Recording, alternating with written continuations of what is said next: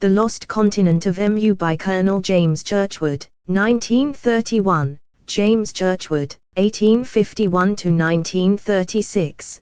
This material has been reconstructed from various unverified sources of very poor quality and reproduction. CMG Archives http://campbellgold.com-1 Preface above. A relic from Mu. All matters of science in this work are based on the translations of two sets of ancient tablets.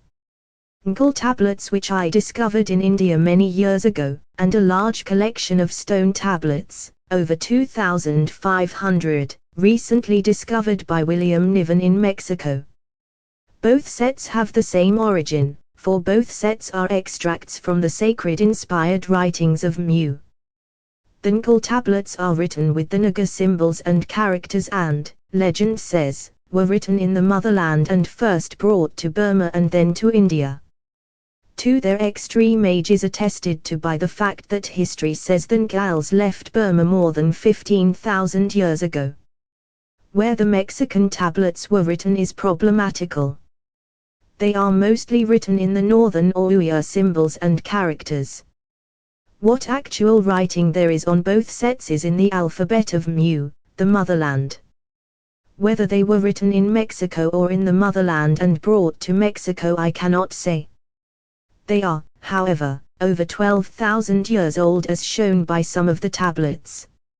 Among the Mexican tablets I have found several speaking of Mu, and others that supply missing links in my Nkal tale of creation.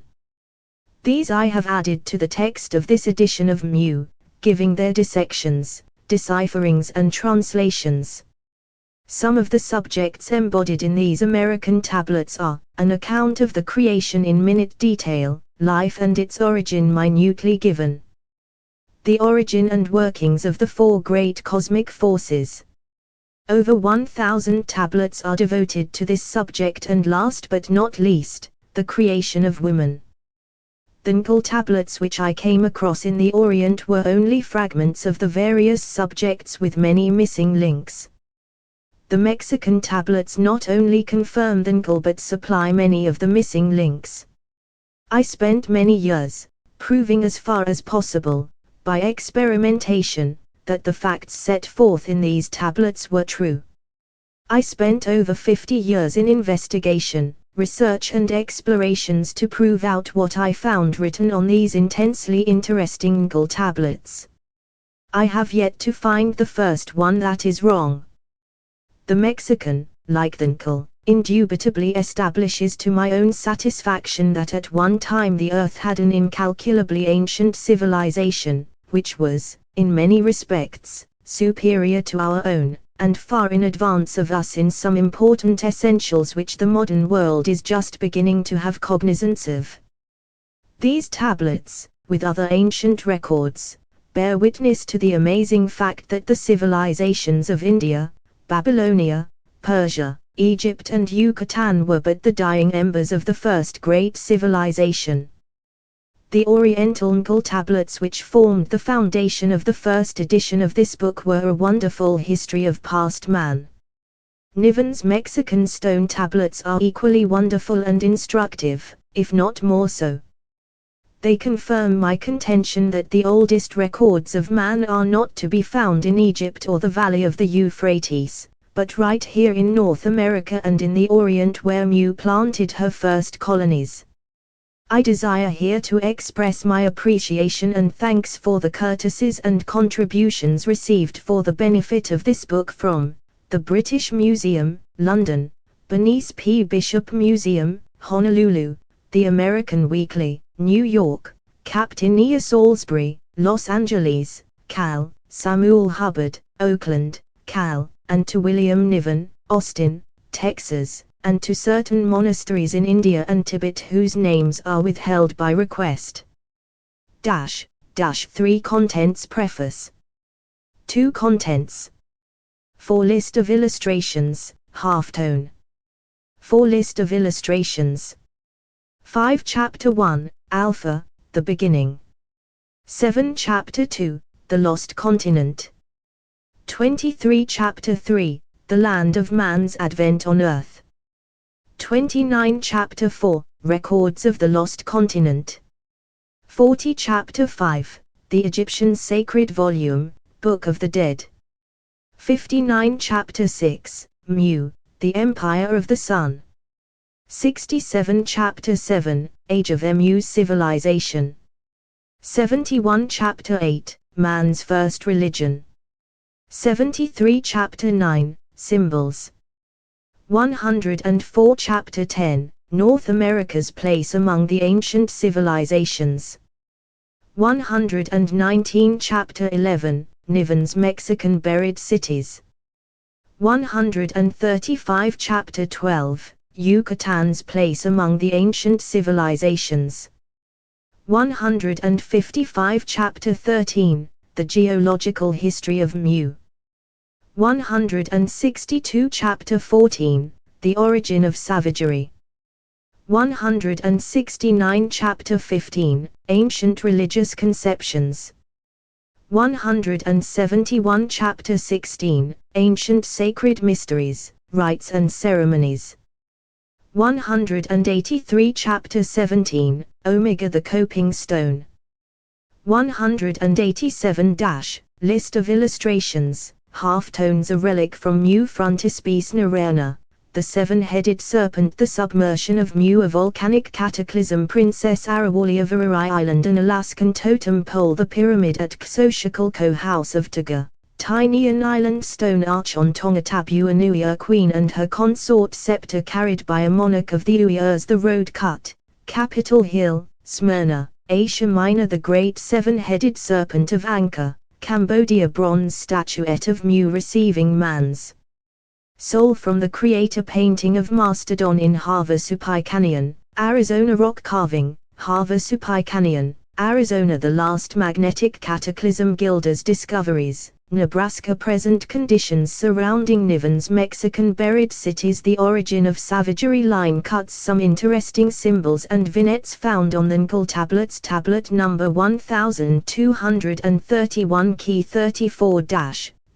list of illustrations, tablet number 988, key tablet number 339, key tablet number 1584, key Mu's hieratic alphabet with common and frequent symbols, the geographical position of Mu, map of Mu, the fan carried by the Princess Arawali, Niven's Mexican bird tablets, a North American Indian tableau depicting the destruction of Mu, key Trono manuscript recounting the destruction of Mu, plates from the Codex Cortesianus, key the cornice, key the submersion, the distribution of prehistoric stone remains on the island's Easter Island tablet, the Greek alphabet in hieratic characters of Mu, Greek cross and Mu's escutcheon, map of the Great Uyghur Empire.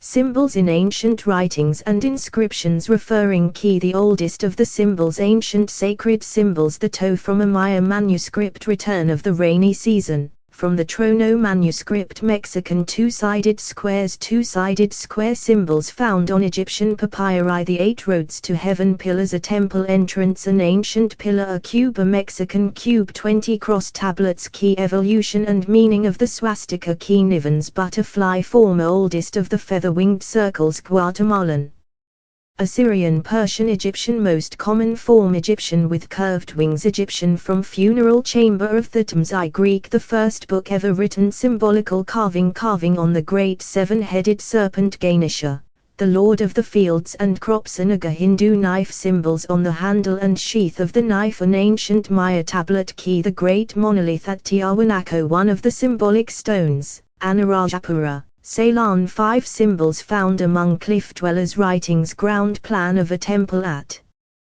Grapevine Canyon, Nevada, another writing in Grapevine Canyon, Nevada, Colorado River and tributaries, cliff dwellers' guideposts in 3 forms of writing, Niven's Mexican buried cities, relics from Niven's Quest City, tablet number 4, key tablet number 684, key tablet number 1055, key tablet number 1780, key tablet number 51, key tablet no I, key division 1, key division 2, key division 3, Mayan carvings of mastodons, Prince Coin, battle conditions of the earth before land appeared, the probable condition underlying Mu.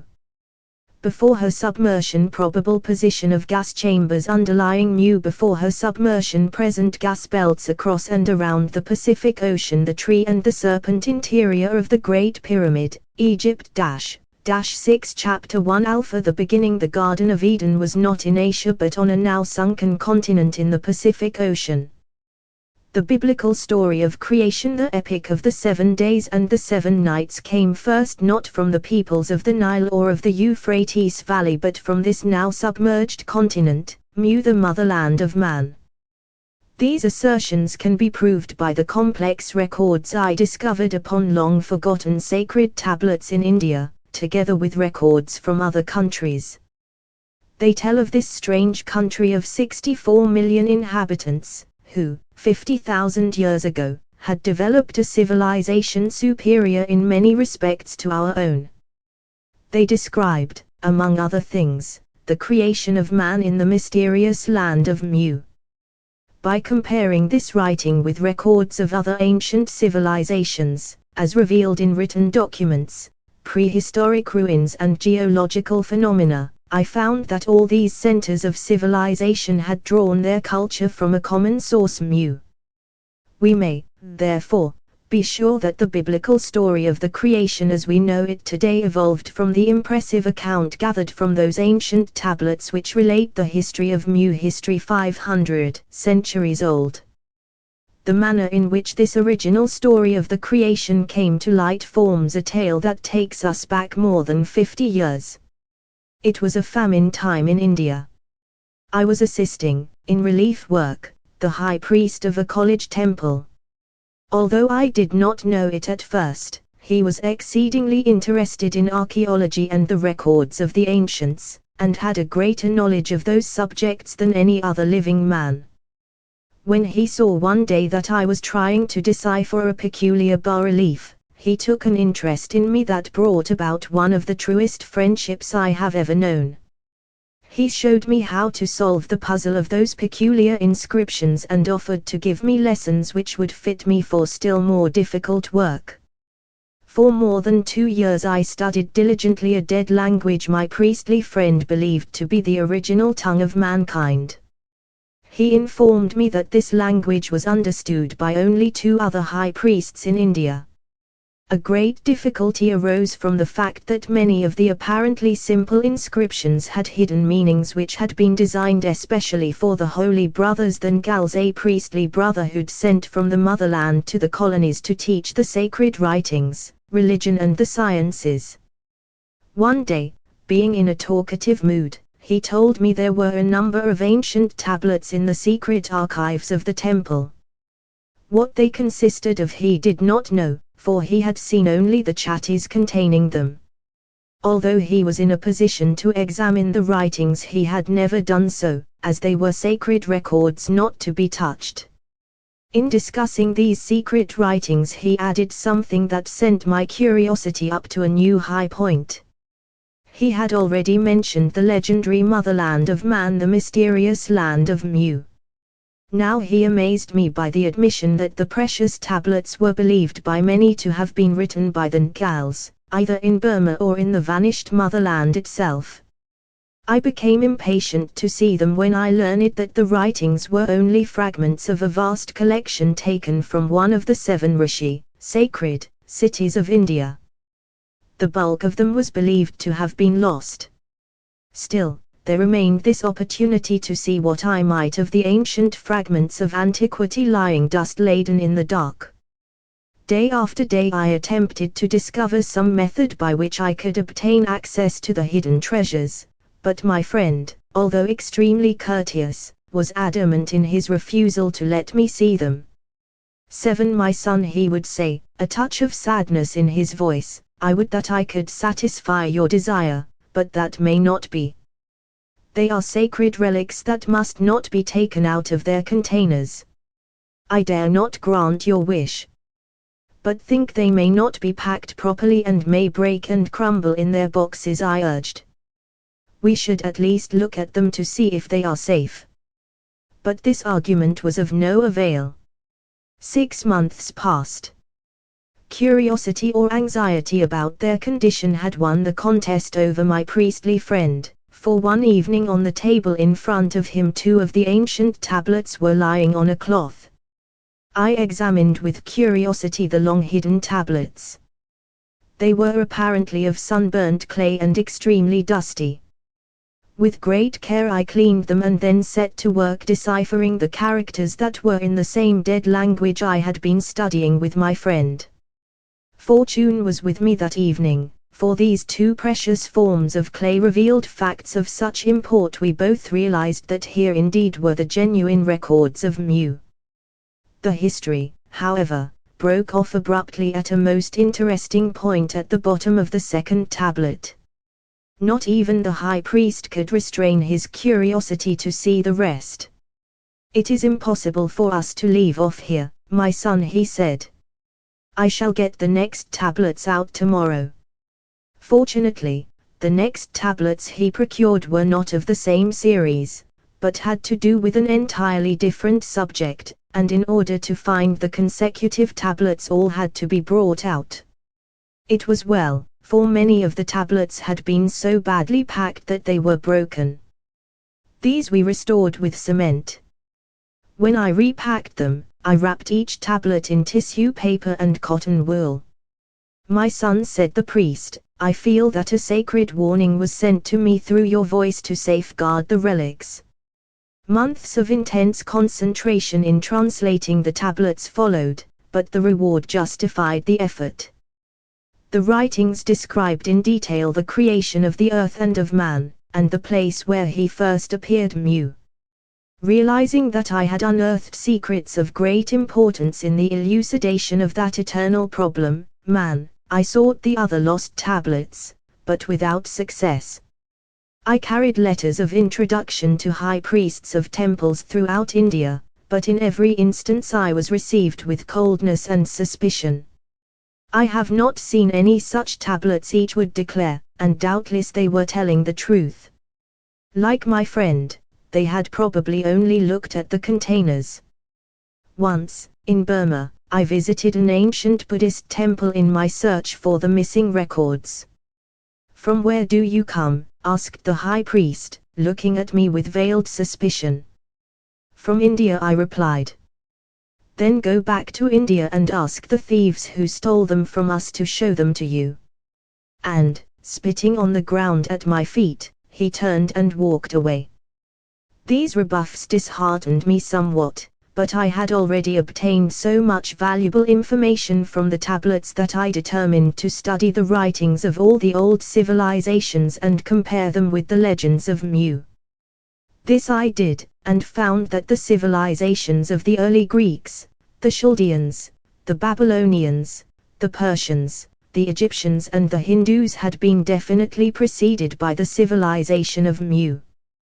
Continuing my researches, I discovered that this lost continent had extended from somewhere north of Hawaii to the south as far as the Fijis and Easter Island, and was undoubtedly the original habitat of ape man. I learned that in this beautiful country there had lived a people that colonized the earth, and that the land had been obliterated by terrific earthquakes and submersion 12,000 years ago, and had vanished in a vortex of fire and water. Also I learned an original story of the creation of the world. It was on the continent of Mu that man first came into being.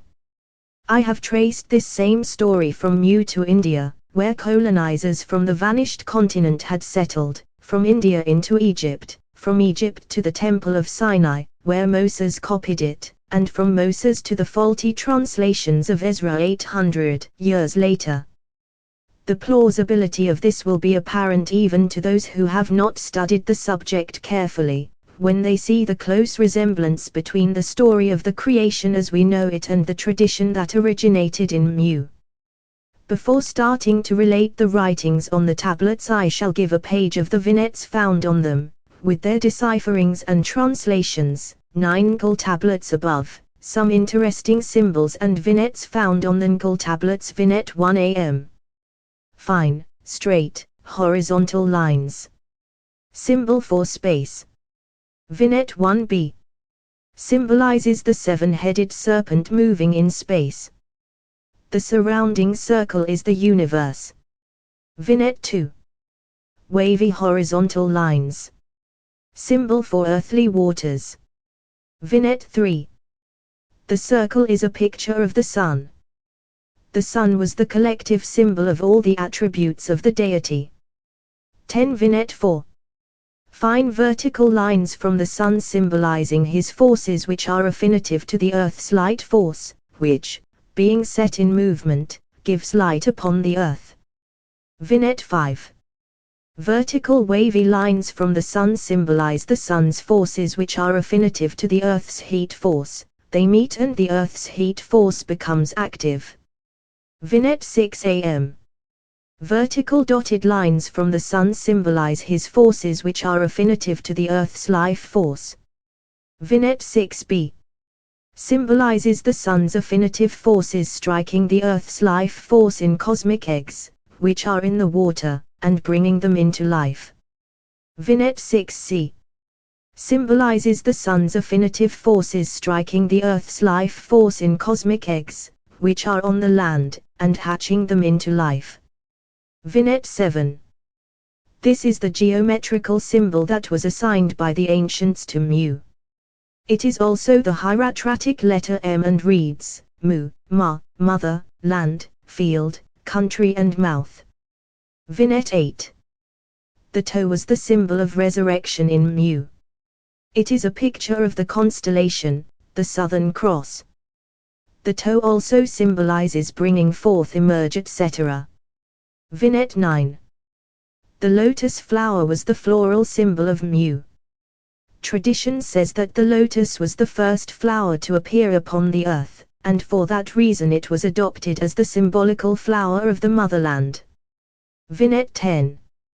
3 was the symbolic numeral adopted to represent Mu.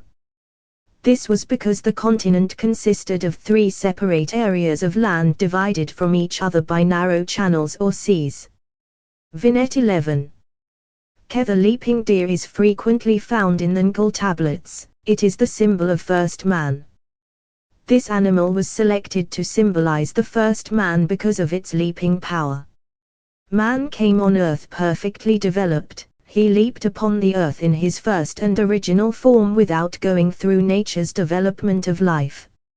In other words, he was a special creation. Vignette 12. This was the ancient symbol for fire in Mu. The lines begin thick at the bottom and wave and taper to a fine point. Vignette 13. This vignette appears on a tablet describing the raising of the mountains and the formation of gas belts. Therefore, we see where the Egyptians obtained their symbol of fire, also the scarab. The Ngals from India carried them to Egypt. The Egyptian fire symbol is only a modification of the naga. The Egyptians put a handle on the naga and turned it into a sword. It is not hard to find the reason for the Egyptian change or modification. In their hieroglyphics they wanted to depict 2 forms of fire, the fires of the underneath and actual flames. This they did to record the destruction of the motherland, which they say sank into a fiery abyss and was enveloped in flames as she went down. The symbol is shown in our chapter on the Egyptian sacred book, the Book of the Dead. Vignette 14. I consider this one of the most interesting of all those found on the Ngul tablets. It depicts man's advent on earth in the land of Mu. I shall first dissect it by showing separately each symbol. A is the lotus, the symbolical flower of Mu. B 3 pieces of foliage, giving Mu's numeral. C the hieratic letter M, Mu's alphabetical symbol. D the toe symbol of resurrection, emerging, coming forth and to appear. The head of the toe, being the hieratical letter M, also means land, so land is emerged. E is the water symbol. The emerged land is surrounded by water. F is the first man. 11 This vignette tells 3 times the name of the land, Mu, by the symbols A, B and C. Man, symbol F, is in the act of appearing on earth, leaping in the exuberance of his spirits. This vignette was the cause of my world search for information regarding Mu. I found that the tablets included several subjects and that it required a series of tablets to explain each subject. Each series ran from 2 tablets, the shortest, to 16, the longest. Fortunately for us, we found 2 tablets that were keys to the various symbols and hieroglyphics. I arranged the tablets as follows: Series 1. A description of the creation down to and including the advent of man. Series 2. The raising of the mountains by the fires of the underneath, gases, and provisions for the disposal of future gases. Series 3. The origin and workings of the great forces throughout the universe. Series 4. The origin and workings of the Earth's great primary force, showing 2 divisions and differentiating between the 2. Series 5. The origin and workings of the Earth's great atomic force, a subdivision of one of the 2 principal divisions. Series 6. The origin of the force that creates and sustains life, with its workings. A subdivision of one of the 2 principal divisions. Series 7. The origin of life, showing what life is, the changes in the forms of life imperative as the Earth developed. Series 8. The creation of man, showing what man is and in what way he differs from all other creations. Series 9. The advent of man upon Earth and where he first appeared, which was called in the tablets the motherland of man. Unquestionably these were only the commencement of a long series, probably the early history of Mu. Series 10. This series consisted of 2 tablets, each double the size of the others, possibly larger. They served as key to the writings and vignettes on the other tablets. It was the first 2 tablets of this series which started the work, ending in the translation of all. However, had we not possessed the key, our chances for deciphering the rest of the tablets would have been exceedingly small. Without the key, I do not believe that we could have deciphered 1/2 of the writings. Our work was made simpler by the old priest's amazing knowledge of the past. If he only grasped the first line of secret writing, he knew what the rest of the tablet contained. He told me it was believed certain other temples had many such records that had been saved when the ancient cities were destroyed. Taking them in the foregoing order, the tablets start by saying, originally, the universe was only a soul or spirit. Everything was without life, calm, silent, soundless. Void and dark was the immensity of space. Only the Supreme Spirit, the great self-existing power, the Creator, the 7-headed serpent, moved within the abyss of darkness. The desire came to him to create worlds, and he created worlds, and the desire came to him to create the earth, with living things upon it, and he created the earth and all therein. And this is the manner of the creation of the earth, with all the living things upon it. 12 The 7 superlative intellects of the 7-headed serpent gave 7 commands. I shall use the esoteric meanings as they are the most intelligible to the reader. The demotic are all symbolical and not easily understood. The first intellectual command was, let the gases which are without form and scattered through space be brought together, and out of them let the earth be formed.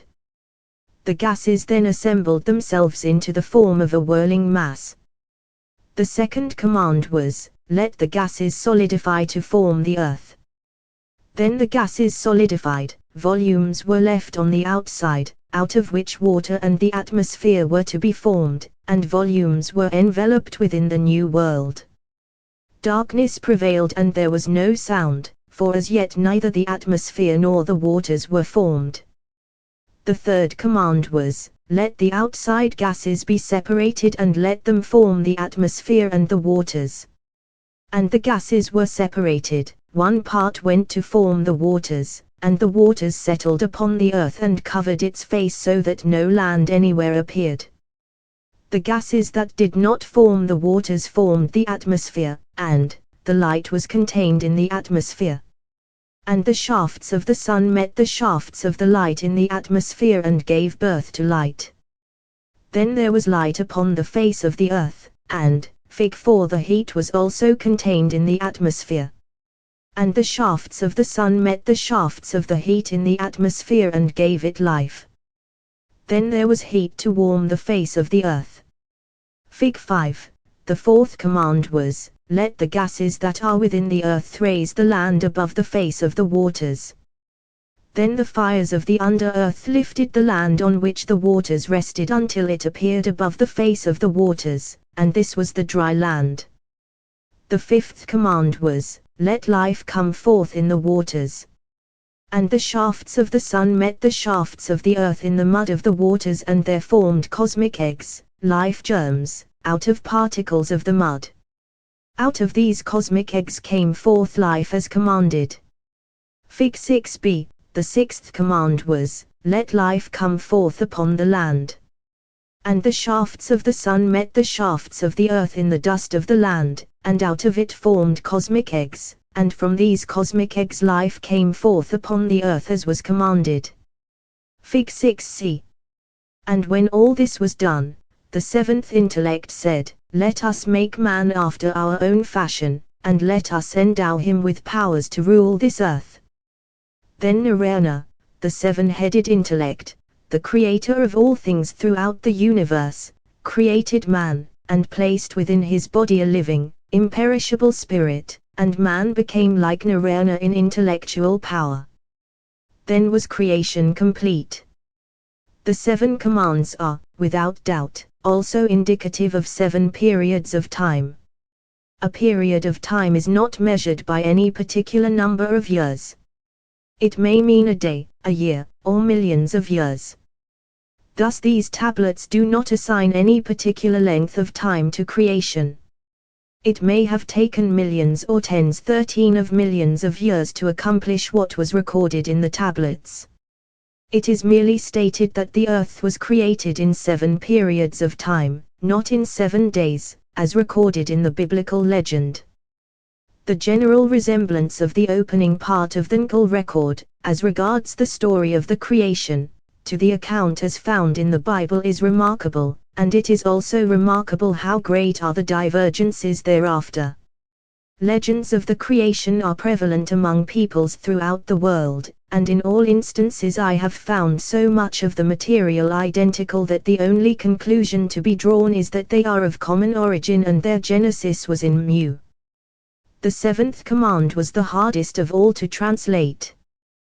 The actual deciphering was easy, but we found it impossible to find modern words that would convey identically the same meanings as the ancient. For instance, soul or spirit were the nearest words we could find to represent what was put into the body of man. The word living may or may not be exactly what was intended in the original. The word imperishable is, without doubt, absolutely correct. But what does the phrase after our own fashion actually mean? Certainly not in our own image. It, in some way, refers to mentality and mystic powers, and this is substantiated by the words, endow him with powers to rule the earth. The Bible uses a good symbolical example when it refers to the breath of God. At any rate, it is clear that the meaning is special powers received from God, and may therefore be looked upon as a part of God, as a leaf is a part of the tree. Man came from God and must return whence he came. The Ngal tablets were exceedingly difficult to decipher, there being so many vignettes and tableaus and so little hieratic writing. Some of the parts were also so worn and obliterated we could make nothing of them. Words also appeared for which we could find no equivalent in modern languages. At the commencement of our studies my priestly friend informed me that it would be impossible to decipher ancient tablets and inscriptions without knowledge of what he called the Nagamaya language, as all of the ancient writings that have to do with Mu are in this language, and as all Ngal writings have an esoteric or hidden meaning, known only to the Ngals and to those whom they taught. To this hidden language he held the key, and after he had taught me its use, it proved a sesame that unlocked for me many strange doors. For more than 2 years I studied this ancient language, with intermittent decipherings to test my progress. My old Hindu friend and teacher remarked when we had completed our task, "My son, we have got the general meaning but not the perfect detail." I must candidly admit that without this dear old gentle friend the tablets could never have been deciphered by me. I find the reflection of the teachings of these tablets, or other similar ones, in the old Hindu literature, also in old literature other than Hindu. As an example, Hindu, the Manava Dharma Sastra, Book 2 Sloka 74, in the beginning only existed the infinite called Adite. Book 1, Sloka 8, this germ became an egg. Book 1, Sloka 10, the visible universe in the beginning was only darkness. Book 1, Sloka 9, he first produced the waters and in them deposited an egg. Rig Veda, Sec 3, I2, V4, pp. 316 to 317, 2000 to 2500 BC. In this egg was reproduced the intellect of the Supreme Being under the form of Buddha, through whose union with the goddess Maya, the good mother of all the gods and man. This corresponds with Adam and Eve 1700 years later. Page 3, other than him nothing existed, darkness there was. Page 4, he who measures out the light in the air. 8 Arya Aramya, Slokas 4 to 8, originally this universe was only a soul, nothing active or inactive existed. The thought came to him, I wish to create worlds, and so he created the worlds, the light, the mortal beings, the atmosphere that contains the light, the earth that is perishable, and the lower depths, that of the waters. 14 Yucatannahuatl, the particles of atmosphere on being hit by the divine arrows became animated. Heat, which determines the movement of matter, was developed in it. There is no question whatever, and both written and legendary history say, that these books were written from ancient temple records, and that the Ngals wrote the temple histories, and taught religion and science. In southern India the temples have libraries of ancient writings, but none, apparently, go back beyond the Sanskrit. I worked over several of these with high priests and they were all in Sanskrit and on religious subjects. As none of them contained any facts of historical value, I was not sufficiently interested to continue their study. There are considerable variations of the legend of the creation in different sections of the world, which no doubt is due to the manner in which it has been handed down to generation after generation. Startling as it may appear, the most scientific version, and the one above all others except the Ngul that can be sustained by geological research, is the version found among the semi-savages and cannibalistic races of the South Sea Islands, especially the Marquesans. The Hindu, Chaldean, Egyptian, Maya and the Greek in later times, describing the creation, eliminated the scientific sections and recorded, by the use of symbols, the facts without the whys and wherefores. The reason for this is well told by Clement of Alexandria, who said, "The Egyptians neither entrusted their mysteries to everyone nor degraded their secrets of divine matters by disclosing them to the profane, reserving them for the heir apparent to the throne, and to such of the priests who excelled in virtue and wisdom." In other words, the esoteric meanings were not given out publicly. It is a certainty that the Egyptian legend of the creation, from which Moses wrote the biblical account, came from India when the Ngals went to Egypt as missionaries to teach the 7 sacred inspired writings, religion and the sciences. Therefore the dramatic story taught in Sunday schools throughout the Christian world today originated in the lost continent of Mu.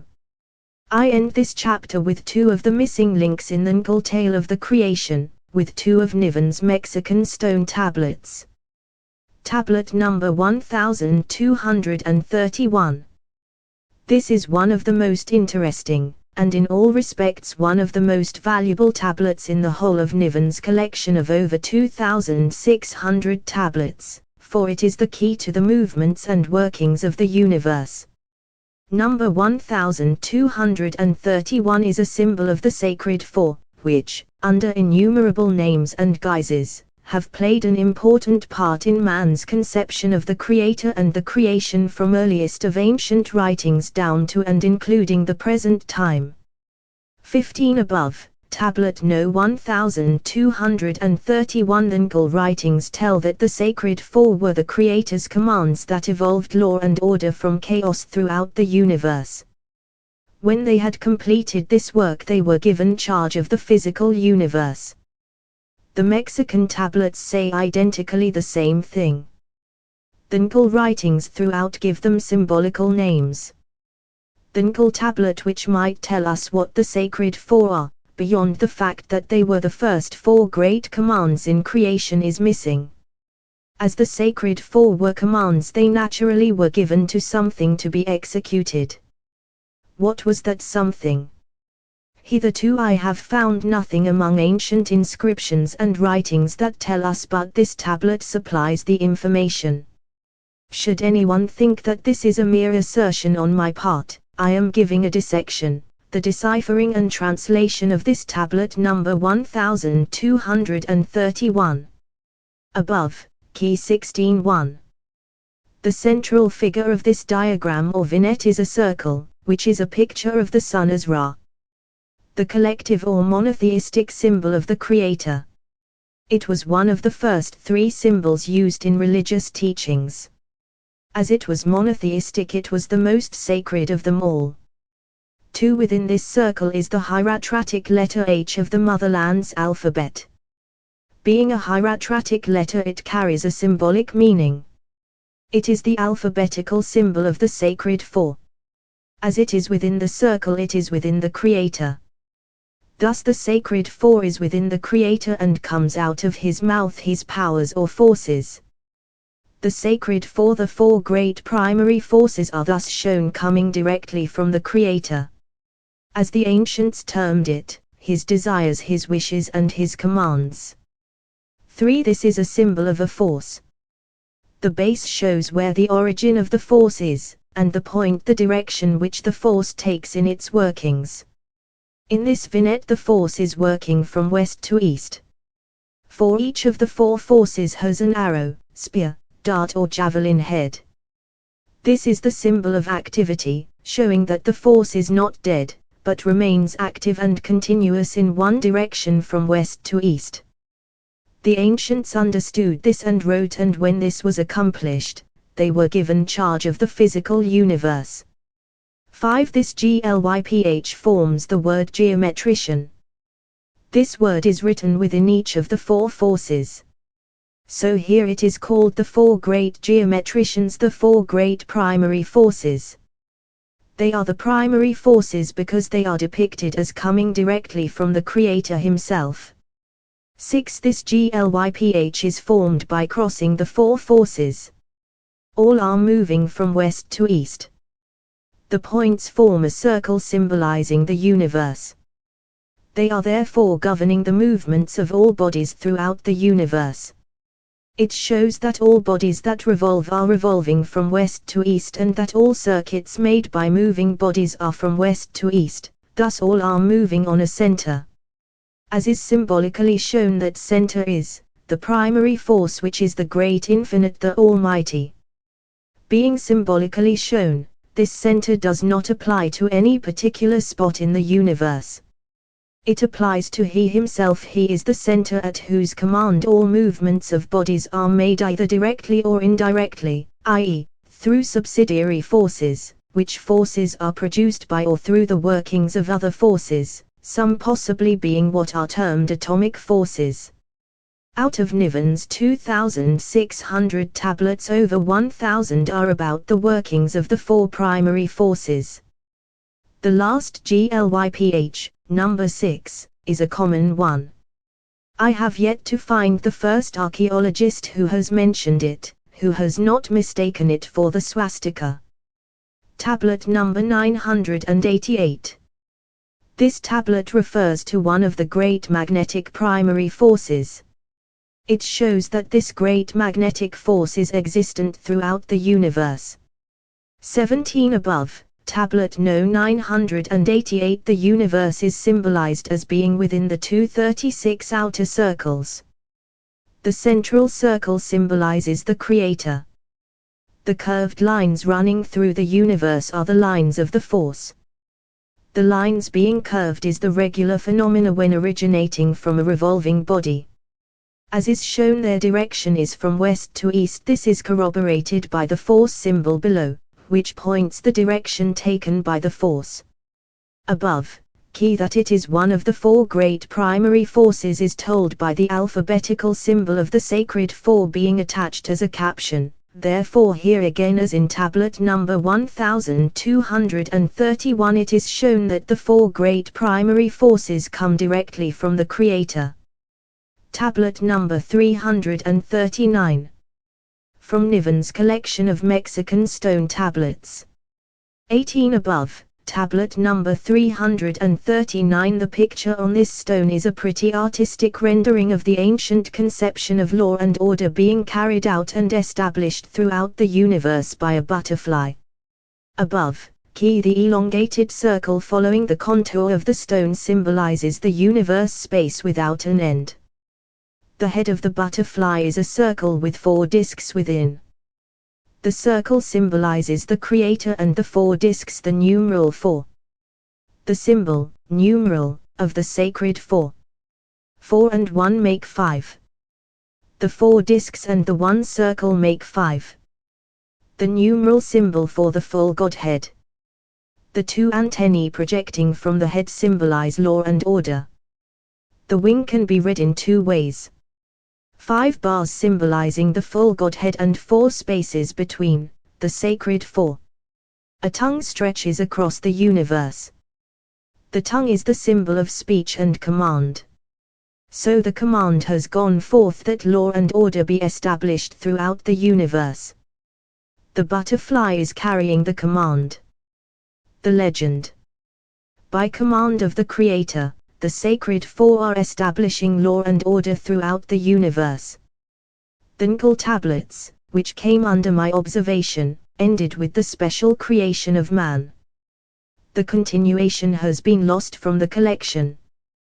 There are many missing links in this collection which make it an incomplete tale, for it says nothing about the advent of woman, the joint special creation of man. Up to the present there has been nothing known about this subject, except what is purely legendary. The legends, however, are numerous and universal. Tablet number 1584. This tablet gives us the continuation of the sacred inspired writings of Mu, following on from the seventh command, as shown in my Nkul copy. There is one difference, however, between the Nkul and the Mexican tablets. We know that the Nkul tablets were copied directly from the sacred inspired writings in the motherland, but we do not know where the Mexican tablets were written. Tablet number 1584 is an extract from the sacred writings made tens of thousands of years after the Nkul, but by how much of an expert is not shown, nor is it shown where the copy was made. Presumably it was in America, this being based on the fact that all tablets embodying the sacred writings made in the motherland were clay tablets. The Mexican are etched on stone. 19 above, tablet No 1584. The Mexican, having been made at a much later date than the Oriental, leave an open question whether they are identically like the motherland's originals, or whether time engrafted a new cosmogony, thereby in some minor respects making an alteration in original details to suit the conceptions of a more modern priesthood. The key. Eye, a human head symbolizing man. The eyes are drawn as being sightless, therefore in death, which is the sleep mentioned in ancient writings. The ancients did not believe that man could actually die, the soul. Two symbols of cosmic forces are here depicted as one of the powers bestowed on man to enable him to rule the earth. 3 coming from the head. It symbolizes that these powers are intellectual. 4 The body is formed of 2 cosmic eggs. The upper one is joined to the head, and the lower to the bottom of the upper one, thus saying, the body is a twin. As will be seen, the upper egg is in the act of being detached from the lower one or vice versa. 5 On either side of the neck is a circle, 2 circles. The symbol of the Creator, thus saying that in some respects this creation partakes of the Creator himself. As they are placed close to the head, they further say intellectually. 26. From the upper egg is emanating a force on either side, and from these 2 forces are shown 2 subsidiary forces working downwards, the ends or points of which come in contact with cosmic eggs which are being hatched or started. A force which eventually gives them animation. 7 As heretofore stated, the lower part of the body consists of a cosmic egg. From this cosmic egg 4 other cosmic eggs are breaking forth, thereby symbolizing or saying that the lower egg is the female principle. The connection between the forces of the upper egg, the male principle, as it shows no cosmic eggs coming from it but only forces, and with the cosmic eggs coming forth from the egg forming the lower part of the body, tells us that the cosmic forces of man are continued on from parent to offspring. The cosmic forces of man coming directly from the Creator are thus continued in all mankind. 8 This GLYPH is a pair of shears, or dividing forces. 2 forces are shown closing in on each other, cutting and dividing whatever comes between. These 2 forces were the agents which separated the body in death, and made male and female out of it. The legend in its entirety reads, the first man was created with the dual principle. Then this creation, first man, was caused to sleep, the same as death of today. During this sleep the principles were divided and the first man became 2, a man and a woman. Henceforward, through the man and from the woman, reproduction was carried on. From this first pair the whole world was peopled. This is a startling legend, and, to the unthinking, impossible. Yet it is a legend that has been repeated continuously, and is carried on by us today. From the Bible I take the following, Genesis, chap.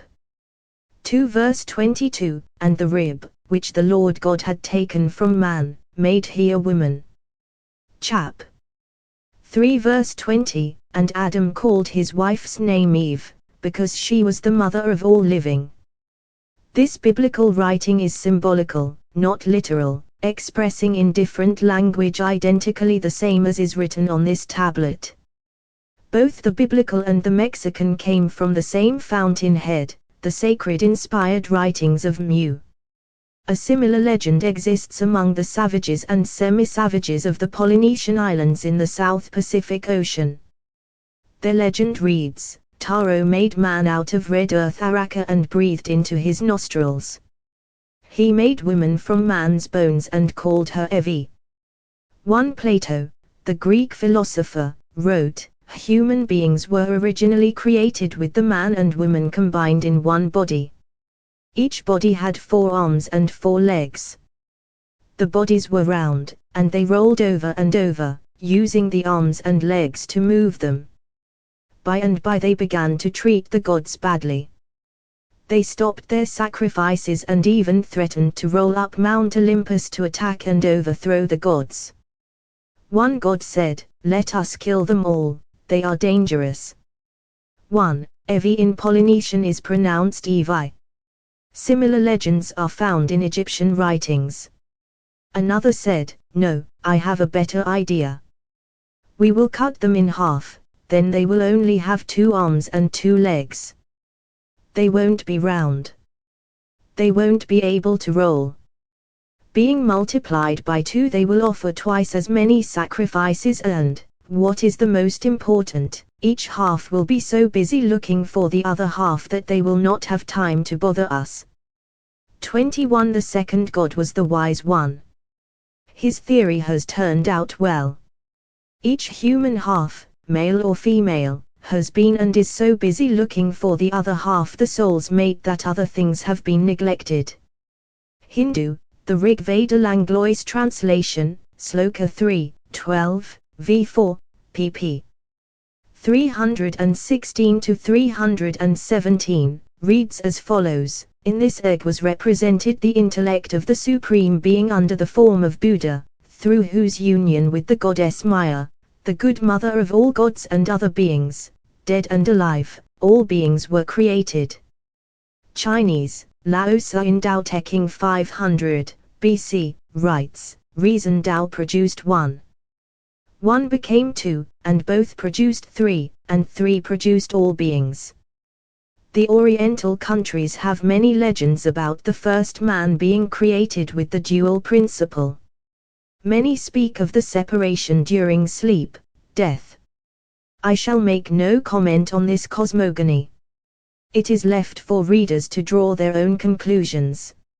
Above, MU's hieratic alphabet with common and frequent symbols -22 Chapter 2 The Lost Continent. The record of the destruction of Mu, the motherland of man, is a strange one indeed. From it we learn how the mystery of the white races in the South Sea Islands may be solved and how a great civilization flourished in mid-Pacific and then was completely obliterated in almost a single night.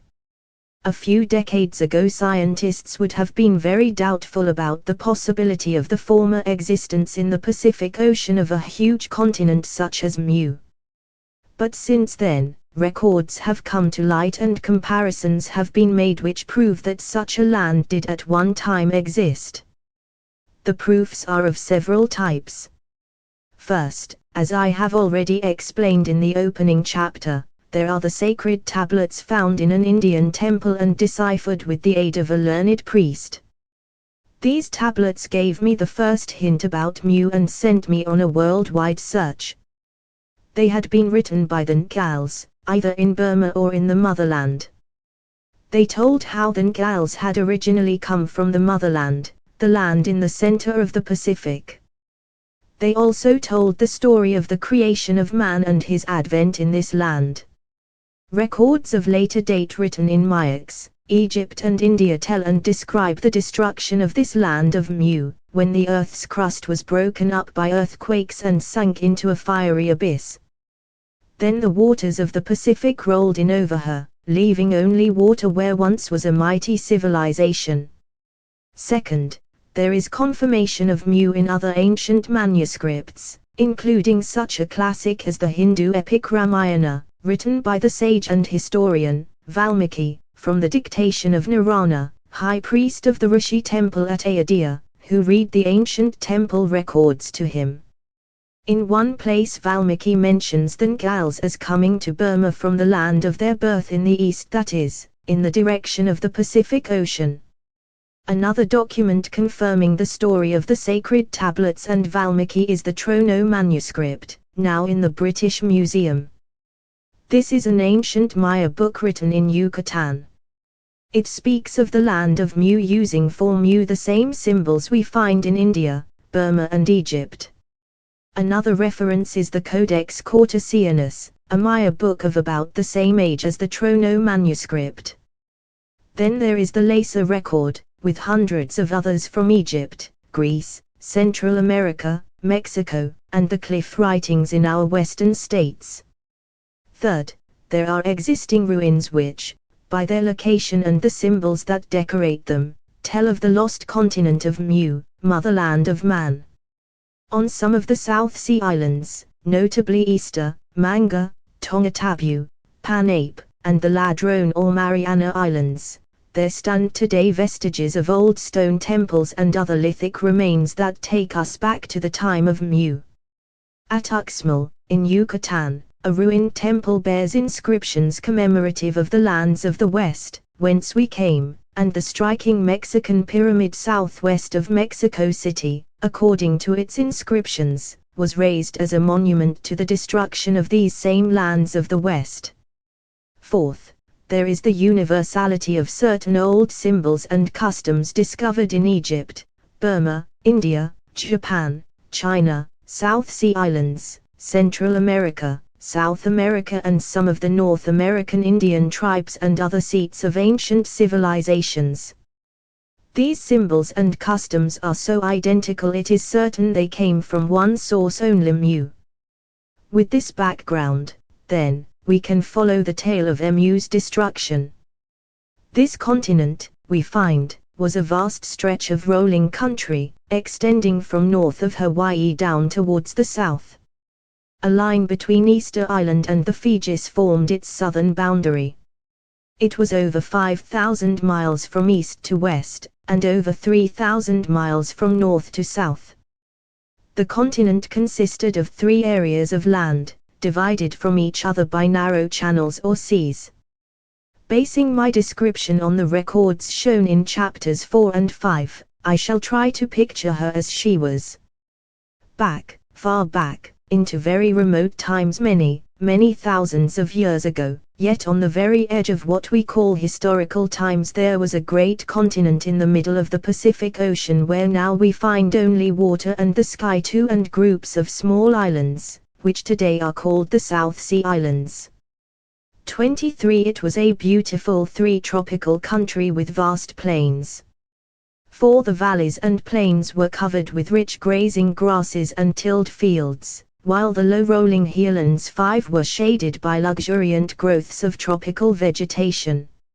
No mountains or mountain ranges stretched themselves through this earthly paradise, for mountains had not yet been forced up from the bowels of the earth. The great rich land was intersected and watered by many broad, slow-running streams and rivers, which wound their sinuous ways in fantastic curves and bends around the wooded hills and through the fertile plains. 2. Laser record.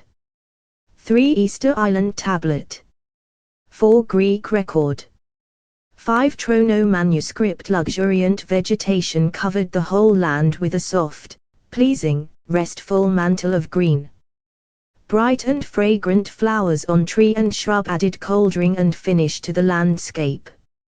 Tall fronded palms fringed the ocean's shores and lined the banks of the rivers for many a mile inland. Great feathery ferns spread their long arms out from the river banks. In valley places where the land was low, the rivers broadened out into shallow lakes, around whose shores myriads of sacred lotus flowers 6 dotted the glistening surface of the water, like varicolored jewels in settings of emerald green. Over the cool rivers, gaudy winged butterflies hovered in the shade of the trees, rising and falling in fairy-like movements, as if better to view their painted beauty in nature's mirror. Darting hither and thither from flower to flower, hummingbirds made their short flights, glistening like living jewels in the rays of the sun. 7 feathered songsters in bush and tree vied with each other in their sweet lays. 8 The chirpings of lively crickets filled the air, while above all other sounds came those of the locust as he industriously ground his scissors, telling the whole world all was well with him. Roaming through the primeval forests were herds of mighty mastodons and elephants flapping their big ears to drive off annoying insects. 9 The great continent was teeming with gay and happy life over which 64 million human beings reigned supreme. 10 All this life was rejoicing in its luxuriant home. 6 Various records. 7 Essa record. 8 Easter Island tablet. 9 Indian and Maya records. 10 Trono manuscript. Broad smooth roads ran in all directions like a spider's web, the stones with which they were made being so perfectly matched that grasses could not grow between them. At the time narrated, the 64 million people were made up of 10 tribes or peoples, each distinct from the other, but all under one government. 12 Many generations before, the people had selected a king and added the prefix Ra to his name. He then became the hierarchical head and emperor under the name Ramu. 13 The empire received the name Empire of the Sunday. All followed the same religion, a worship of the deity through symbols. All believed in the immortality of the soul, which soul eventually returned to the great source whence it came. 14 So great was their reverence for the deity they never spoke his name, and in prayer and supplication addressed him always through a symbol. Ra the sun was used as the collective symbol for all his attributes. 15 As high priest, Ra-Mu was the representative of the deity in religious teachings. It was thoroughly taught and understood that Ra-Mu was not to be worshipped, as he was only representative. 24 At this time the people of Mu were highly civilized and enlightened. There was no savagery on the face of the earth, nor had there ever been, since all the people on earth were children of Mu and under the suzerainty of the motherland. 11 Easter Island Tablet 12 Trono Manuscript 13 Laser Record and others 14 Ibid 15 Maya and others. The dominant race in the land of Mu was a white race, exceedingly handsome people, with clear white or olive skins, large, soft, dark eyes and straight black hair. Besides this white race, there were other races, people with yellow, brown or black skins. They, however, did not dominate. 16 These ancient inhabitants of Mu were great navigators and sailors who took their ships over the world from the eastern to the western oceans and from the northern to the southern seas. They were also learned architects, building great temples and palaces of stone. 17 They carved and set up great monoliths as monuments. In the land of Mu there flourished 7 great or principal cities, the seats of religion, science and learning. 18 There were many other large cities, towns and villages scattered throughout the 3 lands. Many cities were built at or near the mouths of the great rivers, these being the seats of trade and commerce, whence ships passed to and from all parts of the world. The land of Mu was the mother and the center of the earth's civilization, learning, trade and commerce. All other countries throughout the world were her colonies or colonial empires. According to records, inscriptions and traditions, man's advent on earth was in the land of Mu, and on this account the name land of Kui was added to that of Mu. 19 Great carved stone temples without roofs, sometimes called transparent temples, adorned the cities, the rooflessness being to permit the rays of Ra to fall on the heads of those in supplication and prayer, a symbol of acknowledgement by the deity. The wealthy classes adorned themselves in fine ornament with many jewels and precious stones. They lived in imposing palaces attended by many servants. 2016 Trono Manuscript, Codex Cortesia Nuae and other asterisk. 17 Valmiki. 18 Laser Record.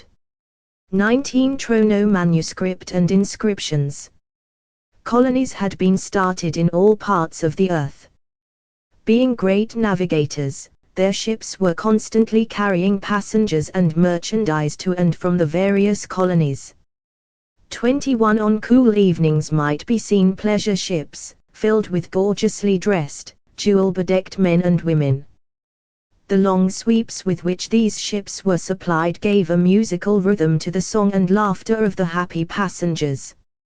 While this great land was thus at its zenith, center of the earth's civilization, learning, trade and commerce, with great stone temples being erected, and huge statues and monoliths set up, 22 She received a rude shock, a fearful visitation overtook her. Rumblings from the bowels of the earth, followed by earthquakes and volcanic outbursts, shook up her southern parts. 23 Along the southerly shores great cataclysmic waves from the ocean rolled in over the land, and many fair cities went down to destruction. The volcanoes belched out their fire, smoke and lava. The country being flat, the lava did not run, but piled up, forming cones which subsequently became igneous rocks, and are to be seen today on some of the southern islands. 24 Eventually the volcanic workings ceased. The volcanoes died out, and have since remained silent. 25 After the cessation of these volcanic workings, the people of the land of Mu gradually overcame their fright. 20 Laser Record. 21 Valmiki. 22 remains on the islands. 23 Easter and other islands. 24 Ibad. The ruined cities were rebuilt and trade and commerce were resumed. Many generations after this visitation, and when the phenomenon had become past history, Mu again became the victim of earthquakes. The whole continent heaved and rolled like the ocean's waves. The land trembled and shook like the leaves of a tree in a storm. Temples and palaces came crashing to the ground and monuments and statues were overturned. The cities were heaps of ruins. 25 As the land rose and fell, quivered and shook, the fires of the underneath burst forth, piercing the clouds in roaring flames 3 miles in diameter. 26 There they were met by lightning shafts which filled the heavens. A thick black pall of smoke overshadowed the land. Huge cataclysmic waves rolled in over the shores 27 and extended themselves over the plains. Cities and all things living went down to destruction before them. Agonizing cries of the multitude filled the air. The people sought refuge in their temples and citadels only to be driven out by fire and smoke, and the women and the men in their shining garments and precious stones cried, "Mu, save us." 28 As the setting sun showed itself on the horizon beneath the pall of smoke that overhung the whole land, it was like a ball of fire, red and angry looking. When it had sunk below the horizon, intense darkness prevailed, relieved only by lightning flashes. During the night 29 Mu was torn asunder and rent to pieces. With thunderous roarings the doomed land sank. Down, down, down, she went, into the mouth of hell, a tank of fire. As the broken land fell into that great abyss of fire, flames shot up around and enveloped her. 30 The fires claimed their victim. Mu and her 64 million people were sacrificed. 3125 Trono manuscript, Codex Cortesianus and Laser record. 26 Hawaii, Niwafa and others. 27 Greek record. 28 Laser record. 29 Codex Cortesianus and Trono manuscript. As Mu sank into the fiery gulf, another force claimed her 50 millions of square miles of water. From all sides the huge waves came rolling in. They met where once was the center of the land. Here they seethed and boiled. Mu, the motherland of man, with all her proud cities, her temples and palaces, her arts, sciences and learning, was now a dream of the past. The blanket of water was her burial shroud. The continent's catastrophe was the first step in the destruction of the Earth's first great civilization. For nearly 13,000 years Mu's destruction cast a heavy pall over the greater part of the Earth. The pall is being lifted, but many spots still lie covered. When the continent was rent asunder and went down, for geological reasons, that will later be explained, ridges and points of land here and there remained above water. They made islands and groups of islands, but were jagged and broken up by the volcanic workings which had occurred beneath them. All these ridges and points were covered to their capacity with humanity escaped from the sinking land, their land, the motherland of man, which now formed the bed of seething, steaming, muddy waters surrounding them. 26 Having swallowed up the land with all thereon, the waters rested as if satisfied with their grim work, and these waters are the Pacific Ocean. Was ever a name more ironically applied? 30 Egyptian. 31 Trono manuscript. On these islands, in the midst of a boiling sea, the remnants of Mu's population huddled, waiting for the terrific quakes to abate. They had seen their temples and palaces, their ships and their roads go crashing down, to be swallowed by the ocean. Nearly the entire population had been engulfed by the catastrophe. The few alive, all that were left of the motherland of man, discovered they were destitute. They had nothing, no tools, no clothing, no shelter, little land, no food. Around them hissed and seethed the boiling waters that had rushed into the center of the fiery pit. Above them dense clouds of steam, smoke and ashes cut off the friendly light, making an impenetrable darkness. The despairing shrieks of their comrades who had perished in chaos still rang in their ears. It was a scene of horror for the survivors, who found themselves facing death by starvation and exposure. Few were able to survive the dreadful ordeal and most of them perished miserably. A portion of these unsubmerged fragments of the lost continent we know today as the South Sea Islands, and some of their inhabitants can claim, as remote ancestors, the people of Mu. After a period of days the atmosphere was somewhat cleared of the smoke and sulphurous fumes.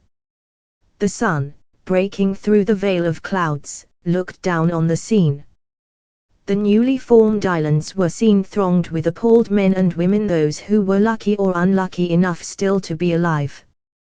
Pitiful-looking beings they must have been, these survivors of the world's greatest catastrophe since the flood of biblical fame. One can picture some despairingly wringing their hands, others clinging together, dumb and motionless, reason gone, staring with unseeing eyes at where had once been a continent. What had become of that fair land? It lay deep beneath the waters of the Pacific Ocean. Where man had reigned supreme was now the abode of fishes, the haunt of uncanny, creeping things. Seaweeds would grow where flowers had raised their faces to the sun, coral polyps would build their reefs on the spots where man's busy hands had reared palaces. Out of the tens of millions that had once swarmed the streets of the vanished cities, only a pitiful handful of human beings remained on the newly formed islands that were otherwise barren of all life. All was lost. What remained for them? Nothing except slow starvation. They were crowded together on tiny specks of land, thousands of miles from the mainland, without boats, ships or food. Under such circumstances it may easily be imagined what happened.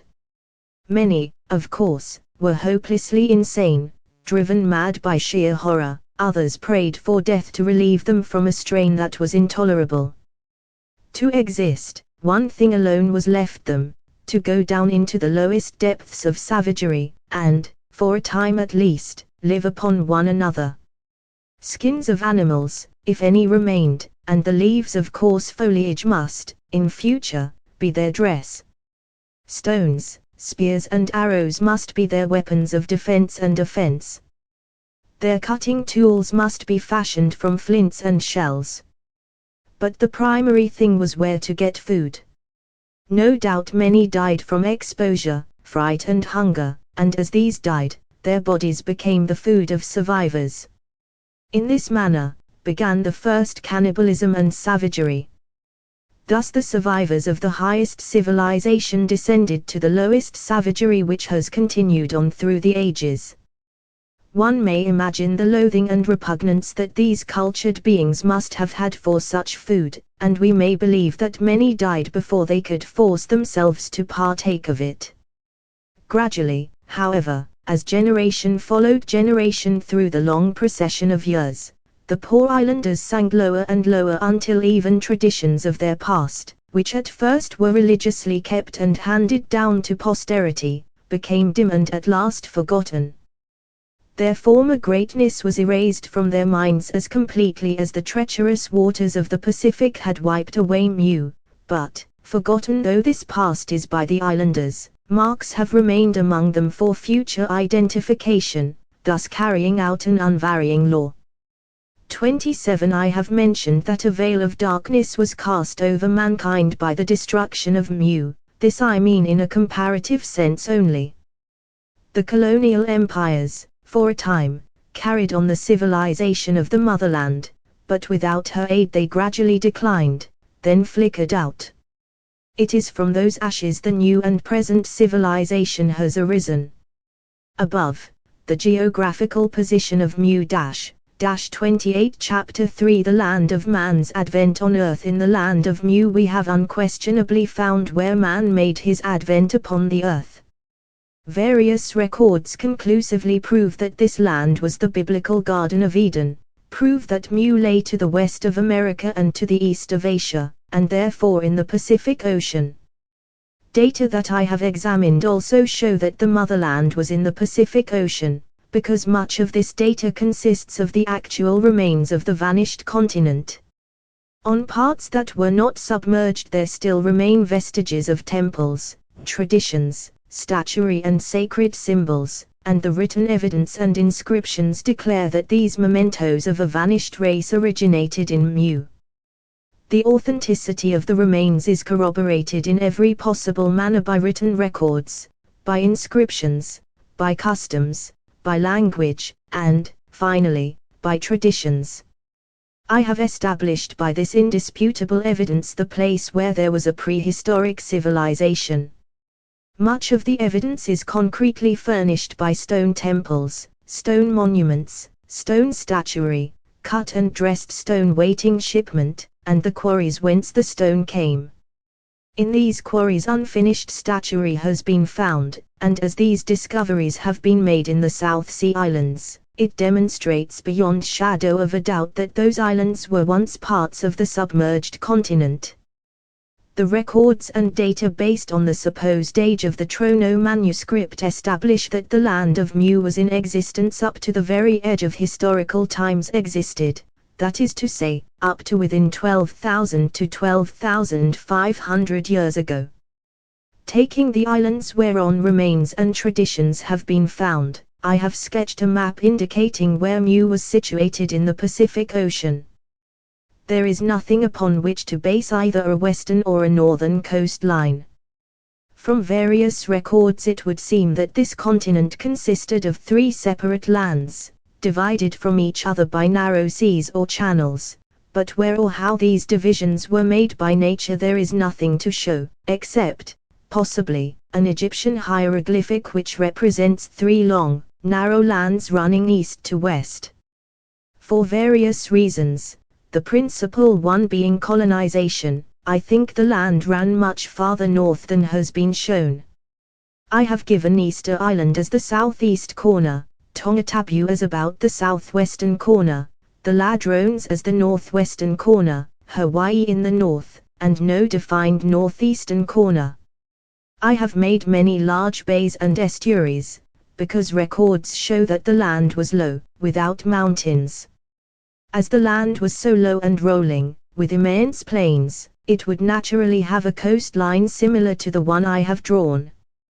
Both the Trono manuscript and the Codex Cortesianus refer to the land of Mu as the land of hills or ridges of earth.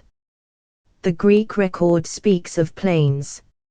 I felt convinced that all 3 of the records are correct, because up to the time the continent vanished beneath the Pacific there were no mountains. The volcanic workings which sent Mu beneath the waves were preparatory to mountain raising.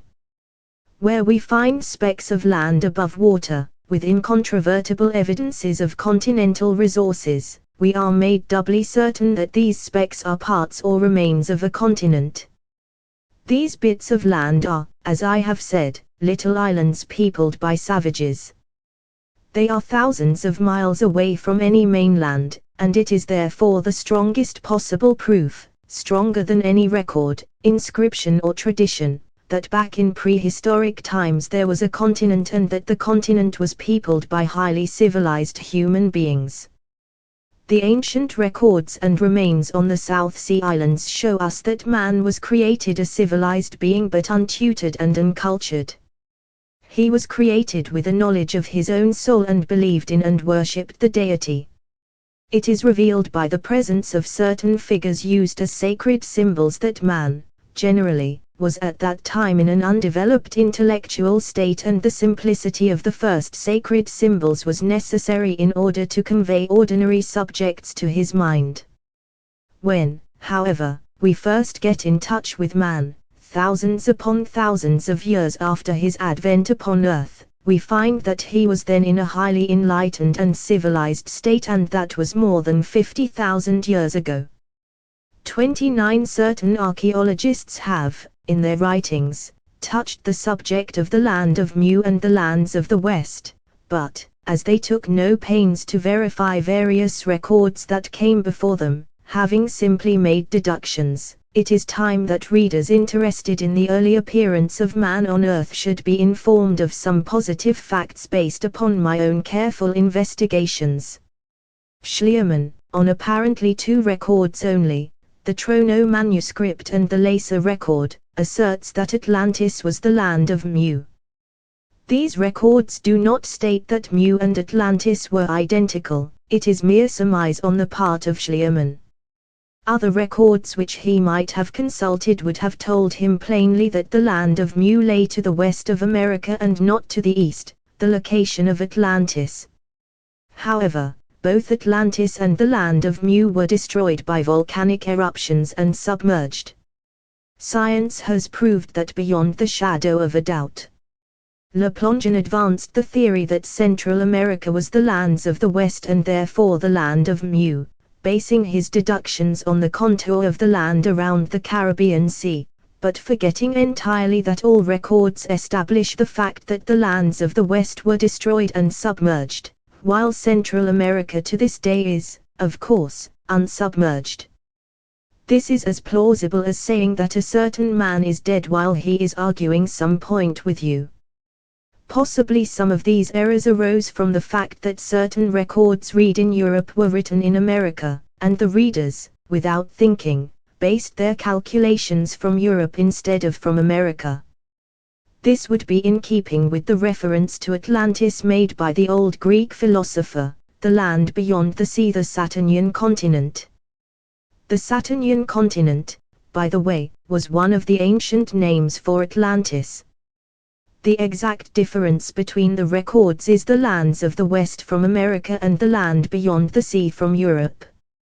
Evidently the writer of the Greek record wished to avoid mistakes, because he qualified his statement about the land beyond the sea by designating it clearly as the Saturnian continent, which was Atlantis. Surely this is plain enough to satisfy the most exacting. The Trono manuscript places the sinking of the land of Mu as having occurred approximately 12,500 years ago. I think 12,000 is nearer correct. However, the figures must all be approximate because the exact age of the Trono manuscript is not known. Such is, high priest of the Temple of Sals, told Solon that Atlantis sank 11,500 years ago and that the passageway to the lands of the West was blocked on account of the sinking of this great country, and the destruction of the intervening country beyond Atlantis by cataclysms, which made that country impassable. This clearly eliminates the possibility that Atlantis may have been the land of Mu or the lands of the West. 30 above. Map of Mu, the lands of the West from Egyptian Book of the Dead. Those who have hitherto written about the land of Mu have ignored the most important records connected with the prehistoric continent, namely, the remains on the South Sea Islands and the inscriptions on the walls of the Temple of Sacred Mysteries at Uxmal, Yucatan, to which may be added the astounding traditions found among the South Sea Islanders. From the remains found on the South Sea Islands supported by records and traditions, it is shown that the South Sea Islanders, in spite of their present savage and semi-savage state, were not always in that condition. It is clearly established that they are the descendants of highly civilized and enlightened forefathers. Looking at their present condition, it is self-evident that far back, in the prehistoric past, some great calamity overtook their ancestors. In their anxiety to sustain their monkey theories, scientists have tried to prove that man did not appear upon the face of the earth until the early Pleistocene time, but a pinprick can dissipate this scientific bubble. The remains of man have been found in the gravel beds of Europe, which were made by the settling waters of the last great magnetic cataclysm, the geological glacial period, an occurrence that marked the end of the Pliocene. The Den men of Nebraska were also wiped out by this same cataclysm. Niven's upper city was built before the mountains were raised at the beginning of the Pleistocene. His lowest city was built tens of thousands of years before this and goes far back into the Tertiary era. This is also corroborated by the cut on Capitol Hill in Smyrna, Asia Minor. Scientists have always tried to maintain the theory that the white races originated in Asia, yet they have not a vestige of proof to sustain it, not a single record of any description. Their deductions are only surmises. I will undertake to show in this book where they originated and trace them to Europe. One of the most startling discoveries is that the natives of the Polynesian groups of South Sea Islands are a white race. Further, they are an exceedingly handsome people, a link that joins perfectly the white races of the earth. As I have established, records show us that man undoubtedly made his advent on this earth in the land of Mu, and the Polynesian islands are jagged remains of the ill-fated continent. Records also show that Mexico and Central America were colonized and settled by people from the land of Mu. Traditions support the fact that these first colonizers from Mu were blonde whites, that these blonde 31 white people were driven from the land by another white race of more swarthy complexion brunettes, that the blonde white people sailed in their ships to a far-off land in the direction of the rising sun east and there settled, in the northern part of Europe, Scandinavia of today. It is also made plain by these same records that southern Europe, Asia Minor, and northern Africa were colonized and settled by the brunette race by way of Mayax, Central America and Atlantis. If we leave the white Polynesians and visit one of the brown races found farther west, in the group of South Sea Islands called Micronesia, we find the brown, as well as the white races of the South Sea Islands, are today splendid specimens of physical manhood. They resemble the finest of the old Greek bronze statues. The Fijians, a brown race, are said to be the most skilled of the South Sea Islanders. The third picture in the series of halftones, between pages 160 to 1, shows a member of a brown race, Arawali, a native of Ararai Island of the Gilbert Group, which lies about 4,000 miles southwest of Hawaii.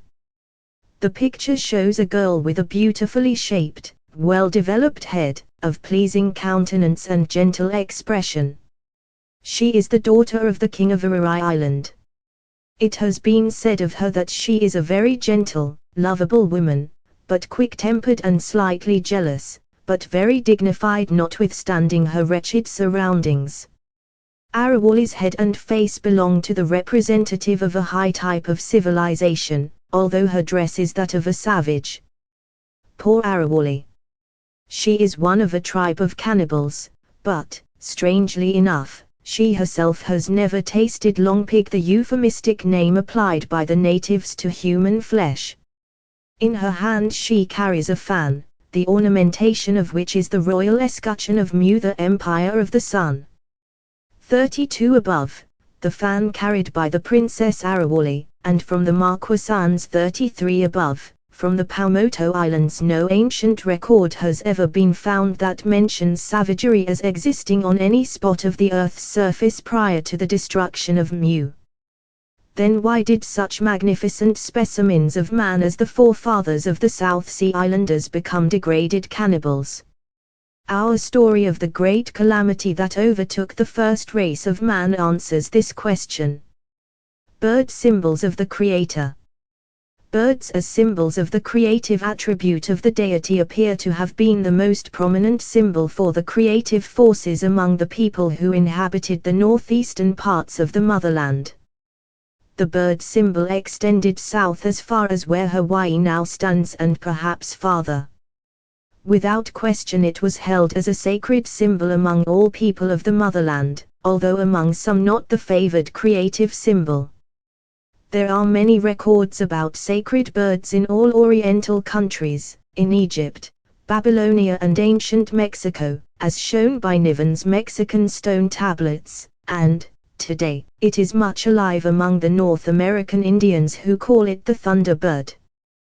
The Indian legend says that lightning is the blinking of the thunderbird's eyes, and thunder is the flapping of its wings, also, that rain comes from a lake situated in the middle of the back of the thunderbird. Niven's Mexican bird tablets. Among Niven's collection of 2,600 ancient stone tablets, there are about 30 containing birds. I have selected 3 as being representative of the whole 30. These birds are all symbols of the Creator as told by the writing on them, the Old Temple esoteric numeral writing. They were drawn by some unknown Uyghur people, as the Uyghur form of numerals, lines or bars, is used. This is confirmed by the eyes, which are the Uyghur pattern of the picture of the sun and the monotheistic symbol of the deity. The central figure, number 1086, is holding the hieratic letter H, the alphabetical symbol for the creative forces. In Hawaii there is a legend that a big bird from on high came down and laid an egg in the sea. The egg burst and Hawaii came forth. So that from this we may infer that the bird symbol for the Creator was used by the ancient Hawaiians.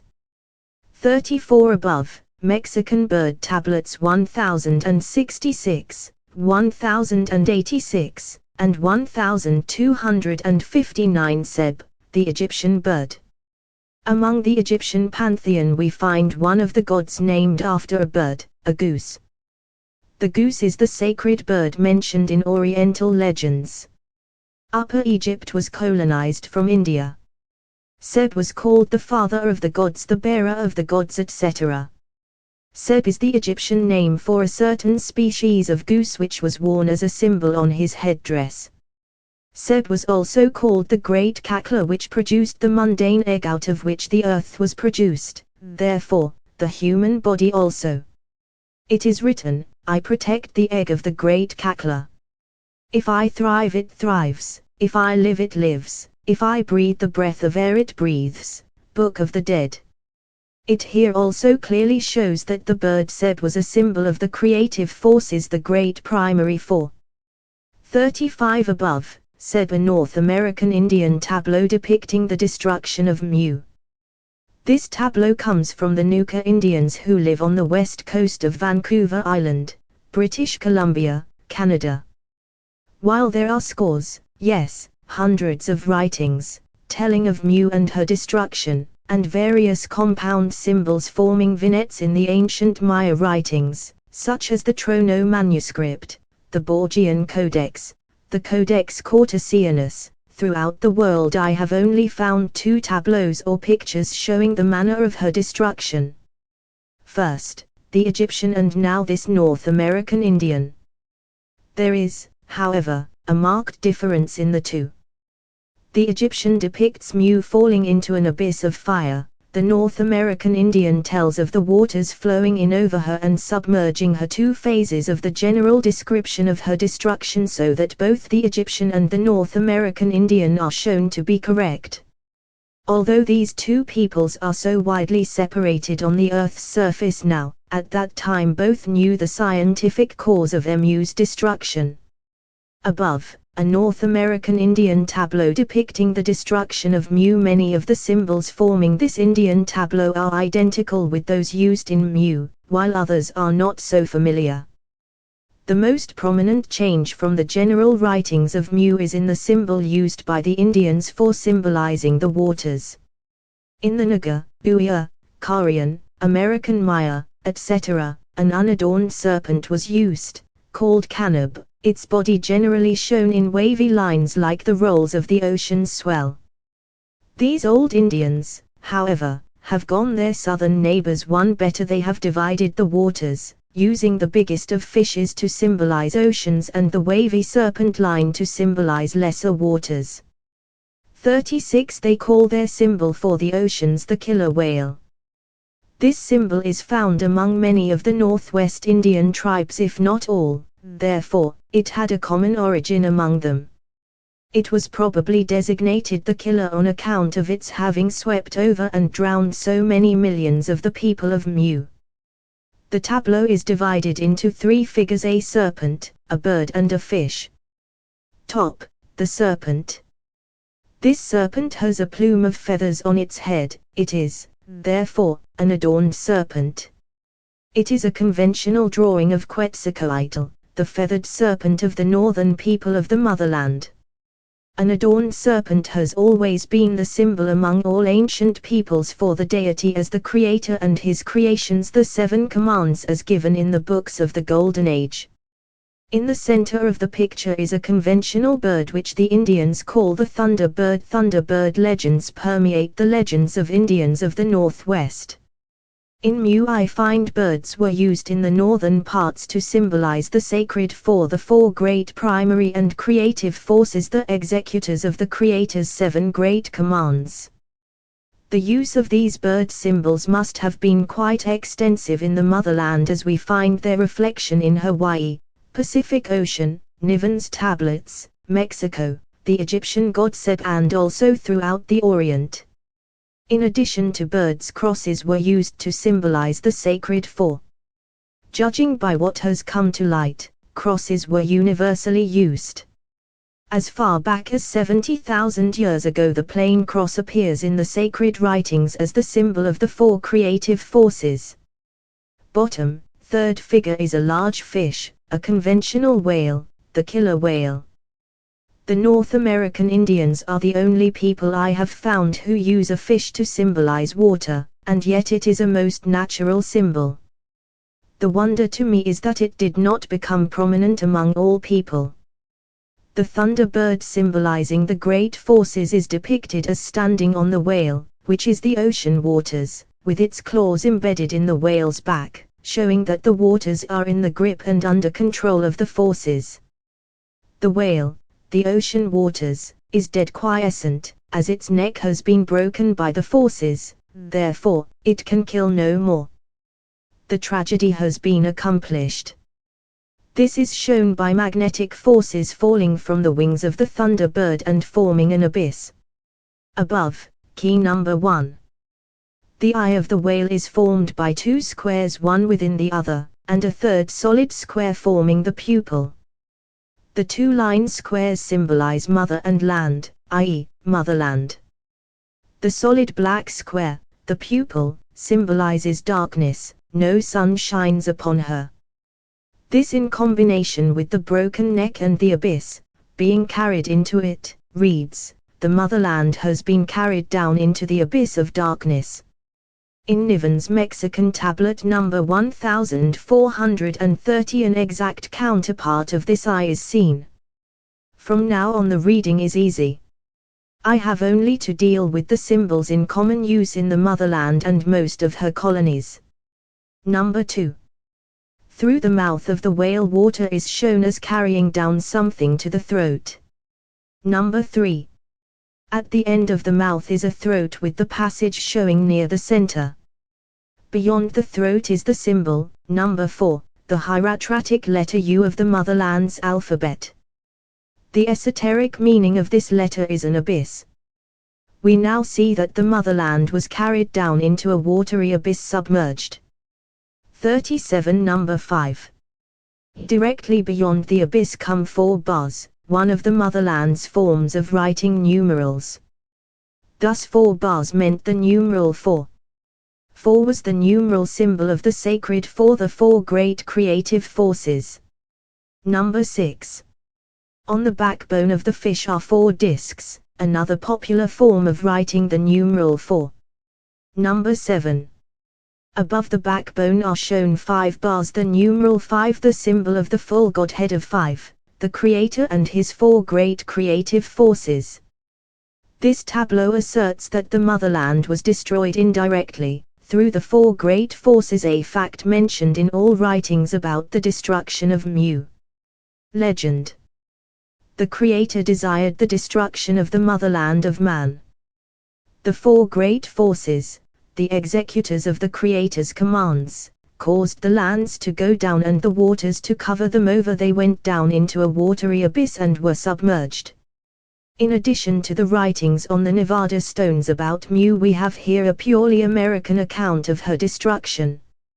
Truly, our Western America has more records of the very ancient past than all the rest of the world put together. These American records are hoary with age. An Alaskan totem pole, half-tones between pages 160 to 1. This totem pole comes from the Hayden Indians of Queen Charlotte Islands, Alaska. The tribe is known as Kwamakolas. One of the old chiefs explained the symbols on this pole as follows: the winged creature that crowns the pole is the thunderbird, the representative of the Creator. One lightning is the winking of the thunderbird's sharp eyes, and thunder is the flapping of its wings. Rain is the spilling of water from a huge lake in the middle of his immense back. 2. The talons of the thunderbird are fastened in the tail of the killer whale. 3. The Hayden chief, the oldest living member of the tribe, explained, in the days of the Great Flood, the steel-headed man 3am was the leader of all men and much beloved by the thunderbird, the thunder god, and all the other gods. When this great flood swept over the face of the earth, the gods feared for the life of the steel-headed man, whom they miraculously changed into a steel-headed salmon. 4.1 The thunderbird is here shown as the symbol of the four great creative forces, emanating from the Creator. I find this symbol with the same meaning among many of the North American Indian tribes, especially those of the Northwest. Birds as symbols for the four creative forces are found on many of Niven's Mexican tablets. It also appears with the Egyptians in their ancient god Seb. The thunderbird appears in the oldest of the legendary lore of the North American Indians. This, with Mexico and Egypt, shows it to be of common origin, and that origin mu. 2. Lightning is caused by the workings of the four great primary forces and here described as their work. Not bad for the redskin. 3. The killer whale. This symbol forms the greater part of the height of the pole. The killer whale was the North American Indians' symbol for the ocean.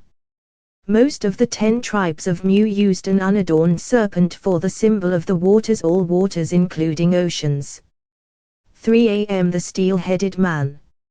About halfway up the pole is the figure of a man, the steel-headed man and the legendary founder of the Hayden tribe. In his hand he holds a lance with which he is piercing the body of the killer whale. 4. Here we have the completion of a myth which has crept into the original legend. Steel and steel-headed salmon were names unknown to those Indians 200 years ago. Without question, as there was a stretch of water between Alaska and Mu, the forefathers of the Haydens came by boat. They did not 38 swim. There are many symbolical carvings in the Orient depicting the children of Mu leaving the motherland as fish skipping along the surface of the water. See cut, page 186. 5. Here there is an apparent omission in the legend. It is not shown how the steel-headed man became a man again. 6. In this sentence there is much that is mythical. No doubt the fact is the group of warriors referred to were subsequent arrivals from Mu. Nor does the legend show the arrival of women. How could the tribe grow without women? The flood. Here a flood is recorded but sufficient data are not given to lay whether it was the last magnetic cataclysm or a volcanic cataclysm caused by the sinking of Mu, or through the formation of the gas belts in this region. A flood is recorded by many of the North American tribes. During the days of the flood the transformed leader of men lived in the waters of the Nimkish River. He gathered the posts and the timbers for his dwelling but found he lacked strength to do the building. 5. Then the thunderbird appeared before the steel-headed man in a great crashing and rumbling of thunder.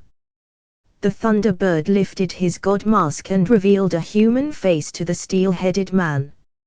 I am as human as you, said the bird, and I will put up the timbers for you. Here shall I stay with you to set up your tribe and be your protector forever. Then with 4 claps of thunder, the bird caused to appear a group of warriors who sprang out of the crashing din full armored. They with the steel-headed man were the nucleus from which the Hayden people grew. 6. The other symbols on this totem pole tell the story of the warrior princess, a double-headed monster of the sea, and the legend of the whale and sea lion. The whale and sea lion. The sea lion was helping a warrior to save his wife from the killer whale, drowning, when he was overcome and struck down himself by the killer whale. He was saved and restored to his family by Colus, the protecting god of the household. The sea lion was made a member of the tribe and married the warrior princess, the daughter of the steel-headed man. 7 Note: the Algonquin Indians have a tradition as told by John Ballou in his Osp about the flood and the submersion of Mu called Pan. As related in this book, the tradition is actually 2 traditions in one. The Algonquin Indians had a warning of the flood and were building ships in which to escape. 138 ships of the deluge set out from the continent of Pan. Attached to and directly following this is, in the same day the gates of heaven and earth were opened. And the earth rocked to and fro, as a ship at sea, and the rains fell in torrents, and loud thunderings, earthquakes, came up from beneath the floor of the world. And the vortex of the earth closed in from the extreme, and lo, the earth was broken, a mighty continent was cut loose from its fastenings, and the fires of the earth came forth in flames and clouds with loud roarings.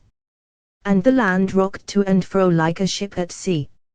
And again the vortex of the earth is about on all sides, and by the pressure the land sank down beneath the waters, to rise no more. 7 The sea lion was without question a man of another tribe whose totem was a sea hod. In ancient times it was quite common to call a man by the name of his totem.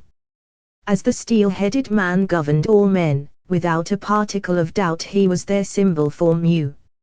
Mu governed the whole world and was called the Great Ruler. Codex Cortesianus and Mexican Tablet, page 79. 39 Chapter 4 Records of the Lost Continent. The records referring to the land of Mu are many and various. Among written records are some that tell us man made his advent on earth in the land of Mu, than tablets, for instance.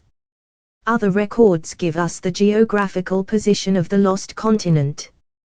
The American written records, which are many, tell us the land of Mu lay to the west of America.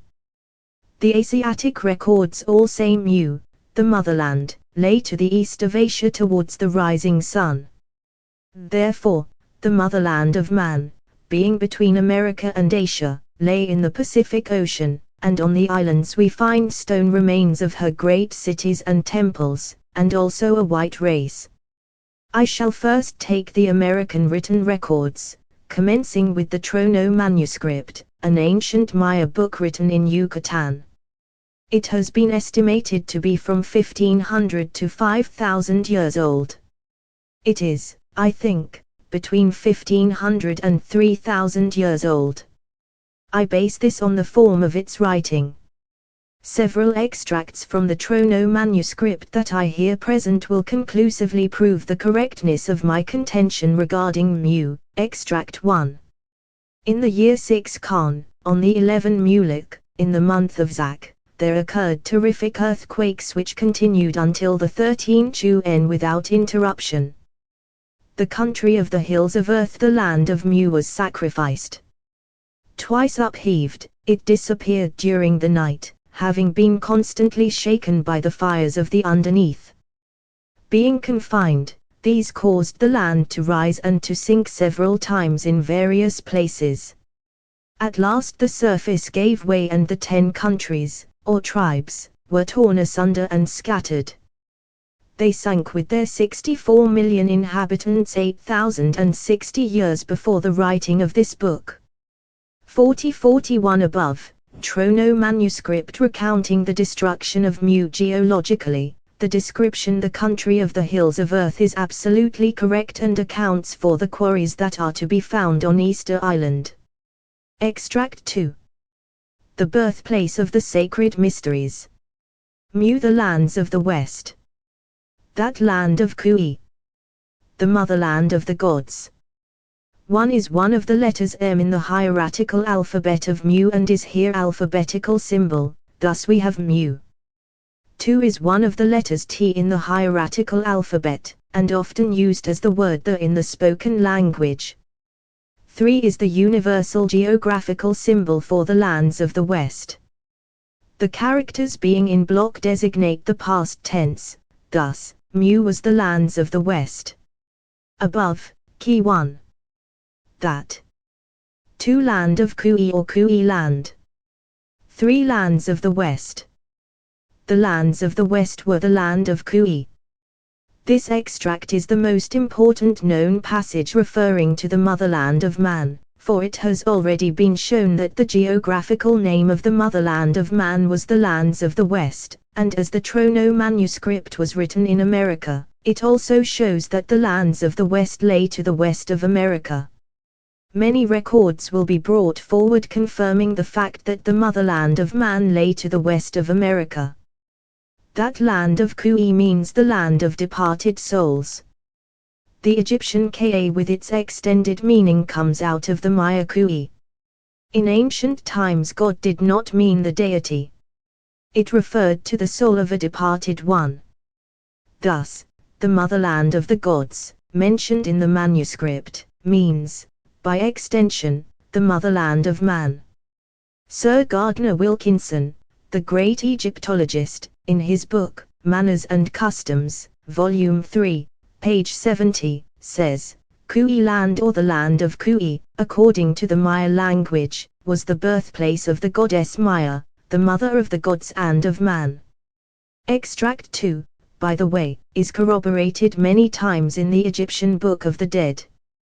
Codex Cortesianus. The Codex Cortesianus is another of the old Maya books that escaped the eyes of the fanatical Bishop Landa. This book is now in the National Museum of Madrid. The characters, figures and writings would indicate that it is of about the same age as the Trono 42 manuscript. The language of the Codex Cortesianus, however, is much more symbolical than that of the Trono manuscript. Here are some extracts from it, bearing on our subject. By his strong arm Homan caused the earth to tremble after sunset, and during the night Mu, the country of the hills of earth, was submerged. Mu, the life of the basin, seas, was submerged by Homan during the night. The place of the dead ruler is now lifeless, it moves no more, after having twice jumped from its foundations. The king of the deep, while forcing his way out, has shaken it up and down, has killed it, has submerged it. Above, Codex Cortesianus. Twice Mu jumped from her foundations, it was then sacrificed by fire. It burst while being shaken up and down violently by earthquakes. By kicking it, the wizard that makes all things move like a mass of worms, sacrificed it that very night. 43. It is self-evident that both the Codex Cortesianus and the Trono manuscript were written from the same temple record. The Codex Cortesianus gives the land its hieratical name only, while the Trono manuscript gives both its hieratical and geographical names. The Lhasa record. This record was discovered by Schliemann in the old Buddhist temple of Lhasa, Tibet. Schliemann deciphered and translated it. It evidently does not come from the same original record as do the Trono manuscript and the Codex Cortesianus. It is more modern and is not written in Maya characters. Here is an interesting extract from the Lhasa record. When the star of Baal fell on the place where now is only the sky and the sea, the 7 cities with their golden gates and transparent temples, quivered and shook like the leaves in a storm, and, behold, a flood of fire and smoke arose from the palaces. Agonies and cries of the multitude filled the air. They sought refuge in their temples and citadels, and the wise Mu the hieratic Mu arose and said to them, Did I not predict all this? And the women and the men in their precious stones and shining garments lamented Mu, Save us, and Mu replied, You shall all die together with your servants and your riches, and from your ashes new nations shall arise. If they forget they are superior not because of what they put on but what they put out, the same will befall them.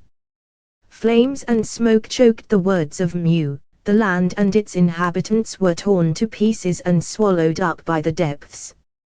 Baal is a Maya word meaning Lord of the Fields. Transparent temples is, without doubt, a mistranslation. These temples were not built of glass or any other transparent substance. They were open or roofless temples so constructed that the rays of the sun could fall upon the heads of those who were in prayer and supplication within the temple, like the Parsi temples of today. Le Plongeon found records in Yucatan stating that the hieratic head of the land of Mu prophesied its destruction, and that some, heeding the prophecy, left and went to the colonies where they were saved. Le Plongeon's death occurred many years before Schliemann published the Laser record. Uxmal Temple. This temple is situated at Uxmal, Yucatan, and has been named by Le Plongeon the Temple of Sacred Mysteries. On its walls there is an important inscription which reads, "This edifice is a commemorative monument dedicated to the memory of Mu, the lands of the West, that land of Kui, the birthplace of our sacred mysteries." This temple is built facing west, where the motherland once stood. The inscription quoted is a full corroboration of the second extract from the Trono manuscript, and confirms other records which state that the motherland lay to the west of America. Further, and this is most important, it tells us that the religious teachings of this temple came from there. So that whatever we find here we know originated in Mu, the lands of the West. With this information, we can trace the Egyptian religion and learning back to its source.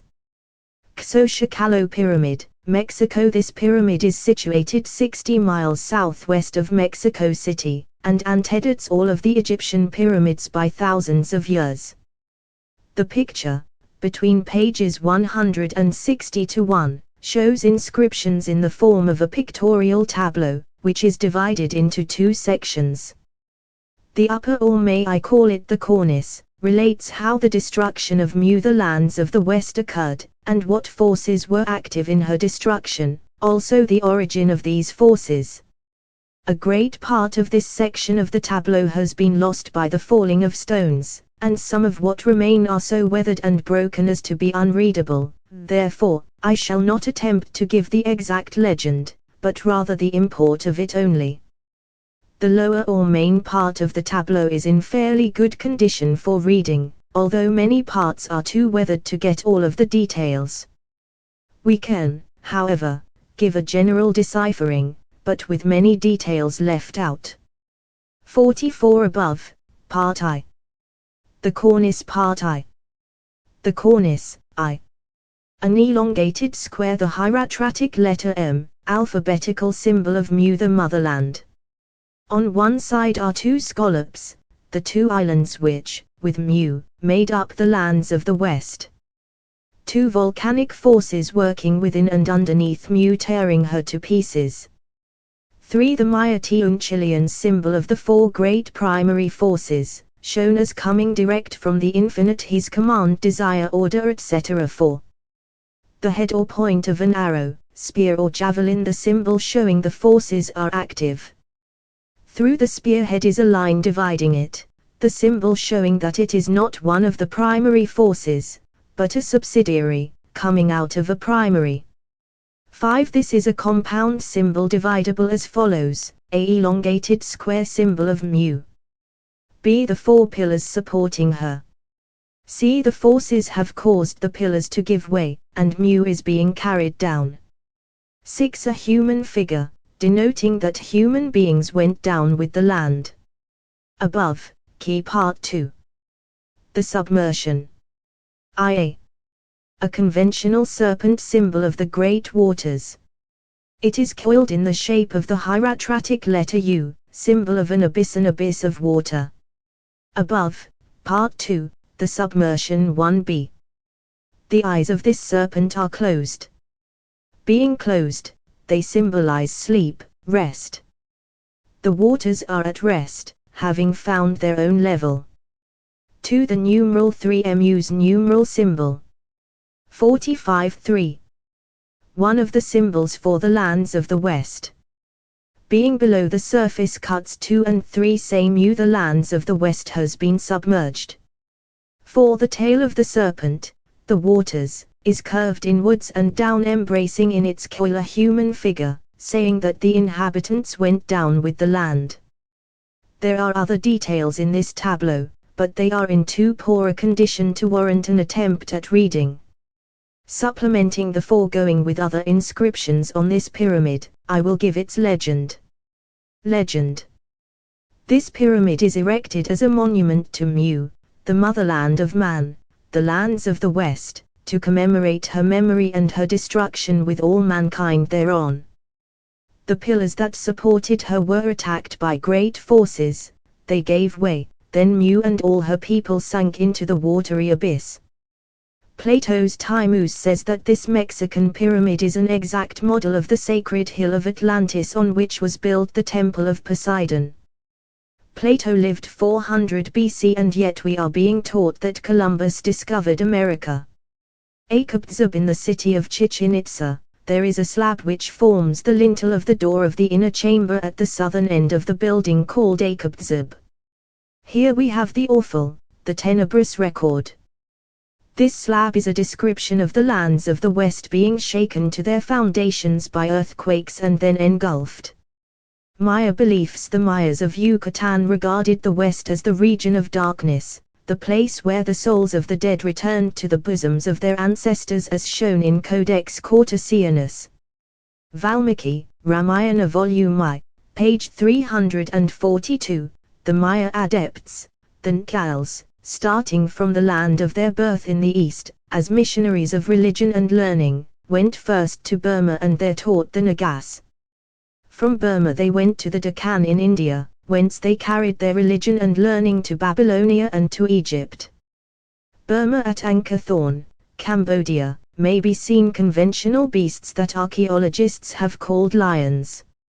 All are placed facing the east, looking toward the place where the motherland once stood. That these beasts refer to her there can be no question, as they are saying Mu. This is shown by their conventional mouths, elongated squares, one of the forms of the letter M in the hieratic alphabet of Mu, and one of her symbols. Plutarch.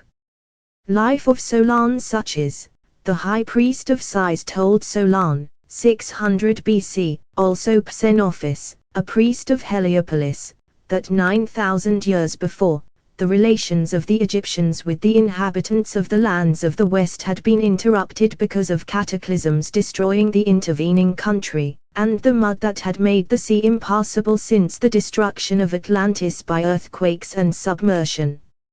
It is here shown beyond controversy that the lands of the West were to the west of America, because America was the intervening lands that prevented travel to them when she was made impassable by cataclysms. Again it is clearly established that neither Atlantis nor the intervening country was the lands of the West, nor was Atlantis the intervening land, because the intervening land was made impassable only, while Atlantis was submerged. I shall next make a survey of the South Sea Islands and note the stone remains found on them, also the extraordinary and astounding legends found among the savages and semi-savages there. In going out on the Pacific Ocean from America we shall be traveling west from America. The reader will kindly note, that out on the Pacific Ocean we are west of Yucatan. Remembering this, it will enable him to appreciate certain records that hereafter appear. 46 Among the specks of land forming the Polynesian and other groups, we shall find links that joined, in prehistoric times, the civilization of America with the civilizations of southern and eastern Asia, and, eventually, the various civilizations throughout the world. Although the journey is long, it will be interesting and full of astounding surprises. Where we shall look for the remains of an ancient civilization, and where we shall find it, will be on islands that within the memory of living man were inhabited by cannibalistic savages, many of which are cannibalistic to this day. Yet these cannibals, as I have shown, are the descendants of highly civilized peoples. The forefathers of the present Polynesians, now savages and semi-savages, were once the center of the Earth's civilization.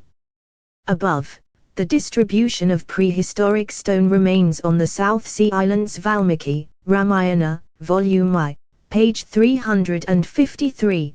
The Mayas were mighty navigators, whose ships traveled from the western to the eastern oceans, and from the southern to the northern seas in ages so remote the sun had not yet risen above the horizon. That likewise, being learned architects, they built great cities and palaces. The great stone remains of the Pacific Islands throughout the length and breadth of the Pacific Ocean are scattered groups of small islands. On scores of them are the remains of a great civilization. There are great stone temples, cyclopean stone walls, stone-lined canals, stone-paved roads and immense monoliths and statuary works that required continental resources and workmen of skill. Yet we now find them not on a great continent, but on mere specks of land inhabited by savages and semi-savages. These great ruins appeal alike to layman and scientist as being the work of a great past civilization that existed ages ago, about which we know nothing. These remains are so many, so scattered, that in attempting to enumerate and describe them it is hard to tell where to begin or how to end. It would require volumes instead of a few pages to describe 47 them all. I can, therefore, give only a mere glance at what deserves a long and detailed study. The description will be popular, not technical. On many of the islands the remains are so overrun with vegetation and covered up with soil that it is difficult to find them. I do not believe that one half are visible, they are simply overgrown mounds. Another difficulty with which the explorer has to contend is the savage inhabitants. They all have a superstitious dread of going near any of the great ruins. They believe them to be haunted by ghosts and evil spirits, which they call Morley, so that it is next to impossible to get any of them to guide you to the ruins or even to tell where they are. A good way to discover their whereabouts, however, is to have a native show you over the island, but go your own way and do not follow him. Simply take him along to tell you the best road home. If you are approaching a ruin he will try to make you go in an opposite direction. Should you persist in going on, when you get near the ruin he will run away and leave you. Then you will know you are close to the object of your search. I shall make my start with the remains on Easter Island. They are better known than any of the others. Easter Island is situated at the southeastern extremity of Polynesia, 2,100 miles from the coast of South America. Its greatest length is 13 miles and its greatest width 7 miles. On this little island there are at present, all told, 555 carved stones, colossal statues, as well as other examples of the art of a great prehistoric race. Above, Easter Island tablet W. J. Thomson, whom I believe to be the best authority on what is found on Easter Island, says, the largest image is in one of the quarries in an unfinished condition and measures 70 feet in height. The smallest was one found in a cave, and was about 3 feet long. The majority of them are from 15 to 18 feet high. It is supposed these images represent distinguished personages, and are intended as monuments to their memory. The tops of some of these towering stones are capped with huge spheres, which show red in the distance. Many of them were carved from the red igneous rock forming the sides of the now silent volcanoes. One of these spheres, which is carved out of a red sandstone, measures 12 feet in diameter. It is to be seen at the quarry at Terrai Hills. Besides the statuary on Easter Island there are several immense platform-like accumulations of cut and dressed stone. These piles are about 30 feet high and from 200 to 300 feet in length. They are awaiting shipment to some other part of the continent for the building of temples and palaces. Near the extinct volcanoes Ronororica and Ronorau are the remains of what was once a large stone temple. As the fallen stones lie, they outline a structure of about 100 feet long and 20 feet wide.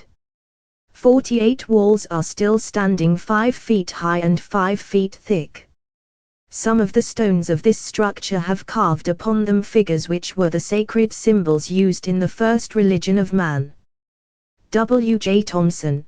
There are in existence about 7 tablets, all that are left of a vast number, bearing the written story of Easter Island.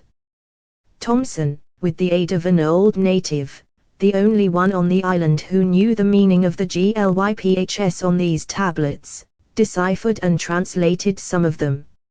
Herewith is Thomson's translation of 2. Tablet I. When this island was first created and became known to our forefathers, the land was crossed with roads beautifully paved with flat stones.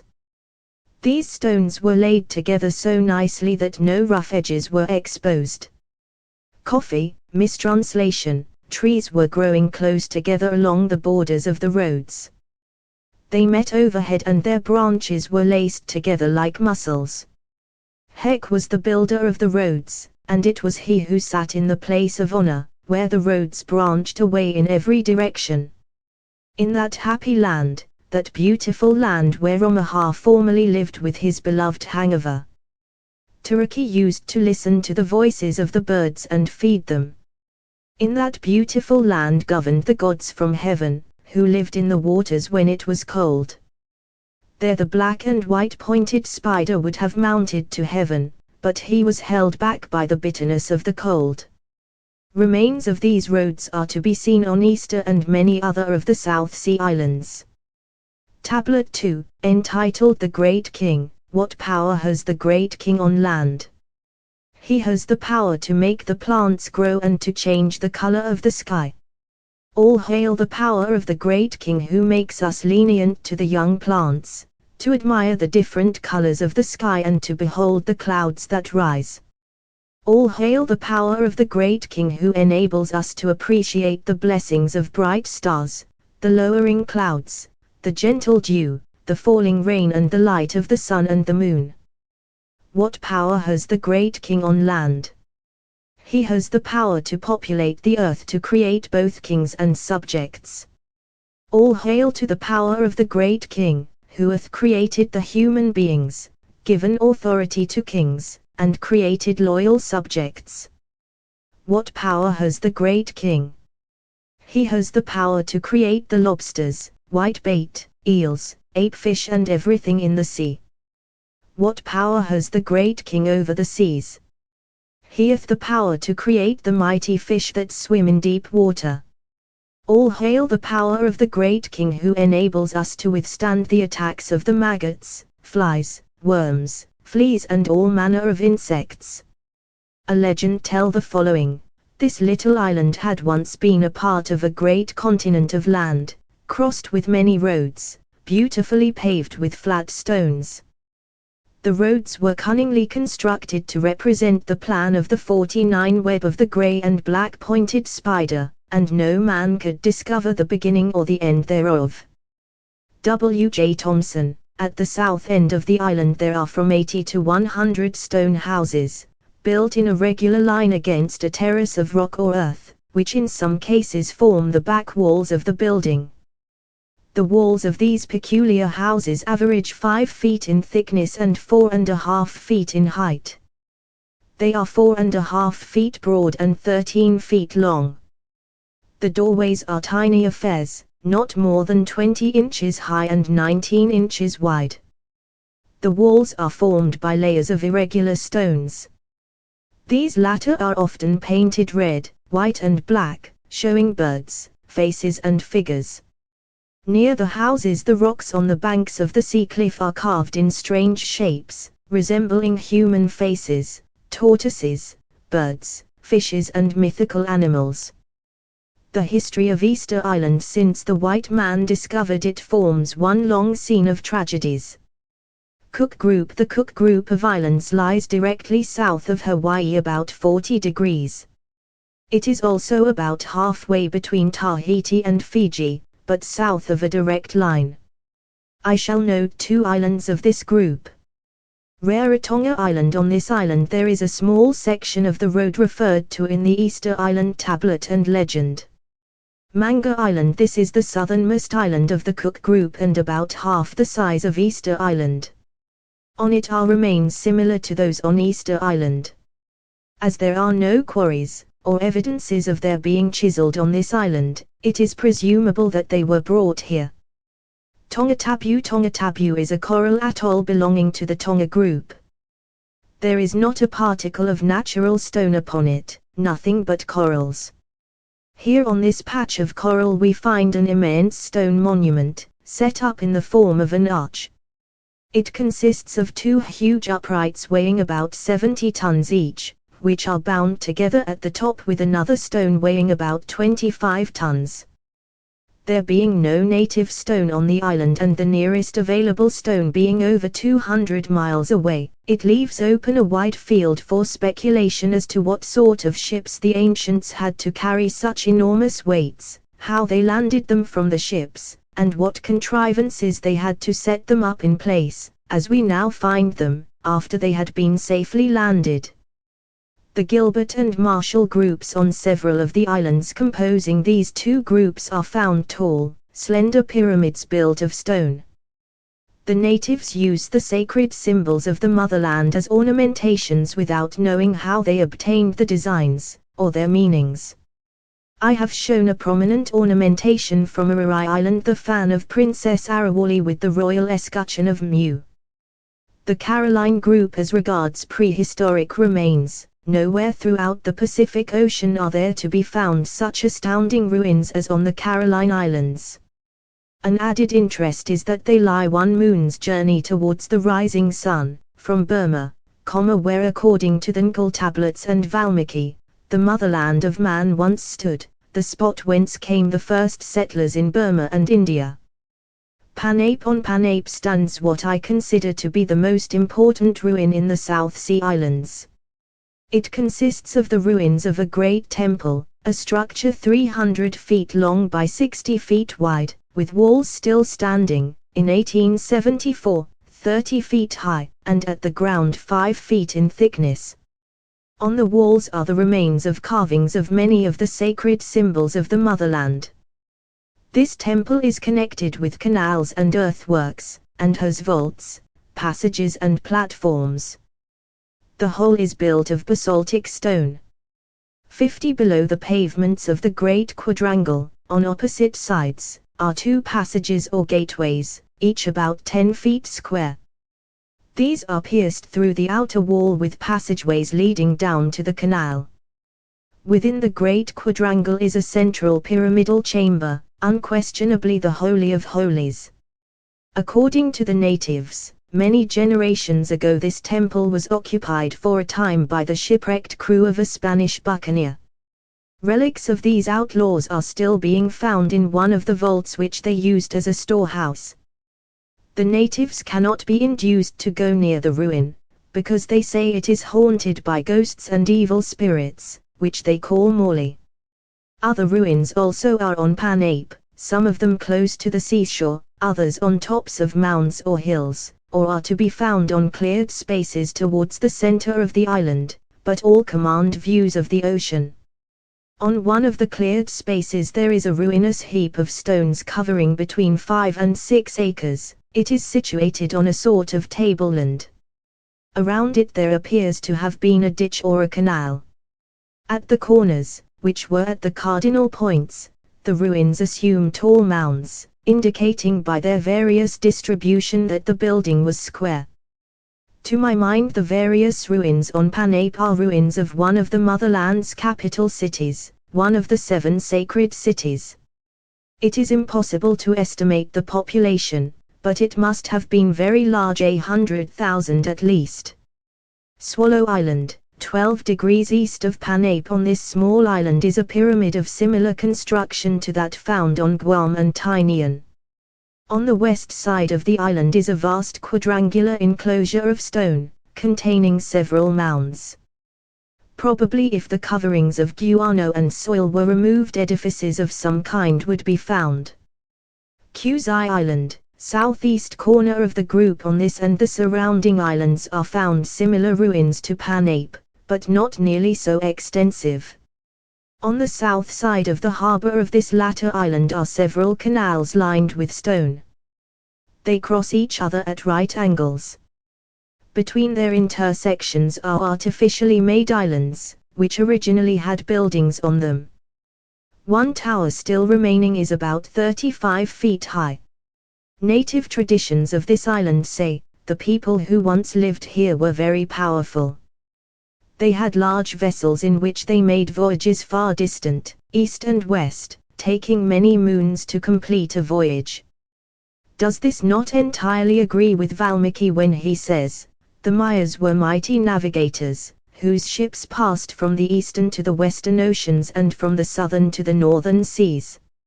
Leal Island is separated from Kusai Island by a narrow channel. On this island is a conical hill surrounded by a wall 18 or 20 feet high and of enormous thickness. The whole of this island presents a series of cyclopean enclosures and lines of great walls. Some of the enclosures are parallelograms 200 by 100 feet in extent. There is a very large one between 300 and 400 feet in length and over 150 feet wide. The walls generally are 12 feet thick, and within are vaults, artificial caverns and secret passageways. The natives of this corner of the Carolines were extremely hostile to the white man and were cannibals of the worst description in 1874. Possibly they have been tamed down a bit since then. King's Mill Islands on Topito Island of this group are found the same tall, slender pyramids of stone as are found in the Gilbert and Marshall groups. Navigator Islands on these islands are found great stone structures. On one of them there is a remarkable structure on the top of a 1,500-foot hill, and near the edge of a precipice which has a sheer 51 drop of 500 feet. The structure is a platform built of huge blocks of igneous stone. It is 150 feet in diameter and 20 feet high. On one side of this structure is the precipice and on the other a ditch, which originally might have been 18 or 20 feet deep. Ladrone, or Mariana Group, Guam, the relics on these islands have a character of their own. They consist principally of solid stone, truncated pyramidal columns, usually about 20 feet high, including the hemispherical stone or capital, and 10 feet square at their bases. Some are capped with a stone hemispherical in shape. In other cases these stones lie on the ground as if they had been shaken off by seismic disturbance. On the island of Tinian they are arranged in columns. Extract from article by Larin Tar-Gill. 3 of the latter have fallen with their tarsus still intact, 3 are completely shattered and the capitals of 2 lie as though shaken from air supports by some violent shudder of the earth. Shaped like truncated pyramids and capped by hemispherical stones, the pillars are 18 feet in circumference at the base, 11 feet high, and taper at the top to a little over 15 feet around, on which the capitals stand 5 feet high and 6 feet thick. Hewn from rough, hard, sedimentary rock, each monument weighs close to 30 tons and the 2 parallel lines of columns, which originally stood 7 feet apart, formed a ground plan almost 54 feet long by 10.5 wide. Hawaii, about 30 miles from Hilo, there is a great ruin on a hill called Kukii. There are no stones on this hill except those which have been carried there. The summit was leveled and squared, and the building laid out according to the cardinal points and the floor paved. 2 square blocks of stone in an upright position, about 15 or 16 feet apart, range exactly east and west. The upper part of the hill was terraced, and the terraces had been faced with hewn stone. The stones were perfect squares, the smallest 3 feet in diameter, while others were larger. Every stone was faced and polished on all sides, so that they could perfectly fit together. There is still about 30 feet of facing left on the lower terrace, partly in position. On the western side there was a stairway running from the base to the top of the hill, a height of nearly 300 feet. On Kona is another ruin. The Marquesas. There are several noteworthy ruins on the Marquesan Islands. Apparently no one has ever felt inclined to make an examination of them. I believe the fact that they are there has never before been published. The foregoing is a long list of Titanic stone remains, and yet I have not enumerated one half of what are to be found on the South Sea Islands. From this evidence the logical mind can form only one conclusion, and that is, at one time in the Earth's history there was a great continent of land in the Pacific Ocean which embraced all of the groups of islands where prehistoric remains are to be found. This great continent had an exceedingly high civilization. That continent was Mu, the motherland of man. That her name was Mu and her geographical position are attested by the records of India, Uia, Egypt, Mayax, Peru and of the cliff dwellers of North America. These cyclopean remains are her pathetic withered fingers that refused to go down with her broken back and mangled body. New Zealand. The Maoris, natives of New Zealand, are rich in legends and traditions of the dim past. Many of the ancient sacred symbols are also found among them. The most prominent is the tat or totem pillar, which they erect at the entrance of their villages. In employing the name tat I am 52 employing the Egyptian. These pillars were used by the Mayas, Incas, Atlanteans, Egyptians, Chaldeans, and other ancient peoples. The meaning of the tat or totem pillar is given in my section on the ancient sacred symbols. Australia appears to be particularly bare of ancient records, legends and traditions, and this is not to be wondered at if my geological deductions about Australia are correct. Geometrical figures have been found rudely carved on some of the boomerangs of the northern tribes. The Bushmen of northern Australia are probably the lowest type of humanity on Earth, lower than the ordinary forest beasts. An Australian cave painting has been found which, without doubt, antedates their low savagery. There are three remarkable objects in the painting. The first is rather sun and the second the numeral 3, symbol of Mu, shown twice, and the third an axe. When the English first settled in Australia, axes of any description were unknown to the savage natives. I have never heard of any legends or traditions having been found among the native Australians. After deciphering and translating the symbols found carved on the stones of the ancient Polynesian remains of the temples and statuary, and in the quarries among the unfinished work, I felt at the time that among the South Sea Islands, and especially in the division called Polynesia, traditions might be found that would prove of the greatest value in connecting the past civilization of the South Sea Islands with a civilization of a later date, of which we have at least some fragmentary records. The great stone monuments existing among the South Sea Islands have always been a puzzle to ethnologists. All have been convinced that there must have been a great civilization there, and then, the shadow of time that was, became darkness, the new day, the beginning, as civilization now calls it, dawned thereafter. Assumptions have been made that the white Polynesians came down from the original white race, and it seems to be supported by records and traditions found in various parts of the earth, Mexico, Central America, India and Egypt. In Central America and Mexico there are traditions stating that the first people who inhabited those countries were a white race. 1. The Mayas of Mayax, those who built the great edifices whose ruins now dot the land, were a white race. Temple inscriptions in Yucatan say they came there from lands that lay to the west of America. Polynesia lies to the west of America. 1. See Guatemalan tradition quoted on page 173. The Guatemalan tradition also shows the white race advancing to the east from America. Hindu records tell us that the central parts of India, the Deccan, were first colonized by a white race called Mayas, who came to India via Burma, and that their motherland was one moon's journey towards the rising sun, east of Burma. Polynesia lies to the east of Burma.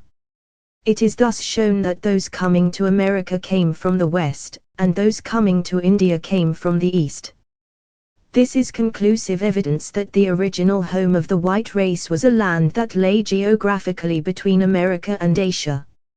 Among these people I find a tradition of the creation, corresponding in all material details with that of the ancients throughout the world. Ellis, Polynesian Researches Volume I, page 100, in the Sandwich Islands, Hawaii, there is a tradition that in the beginning there was nothing but water. When a big bird descended from on high and laid an egg in the sea, the egg burst and Hawaii came forth.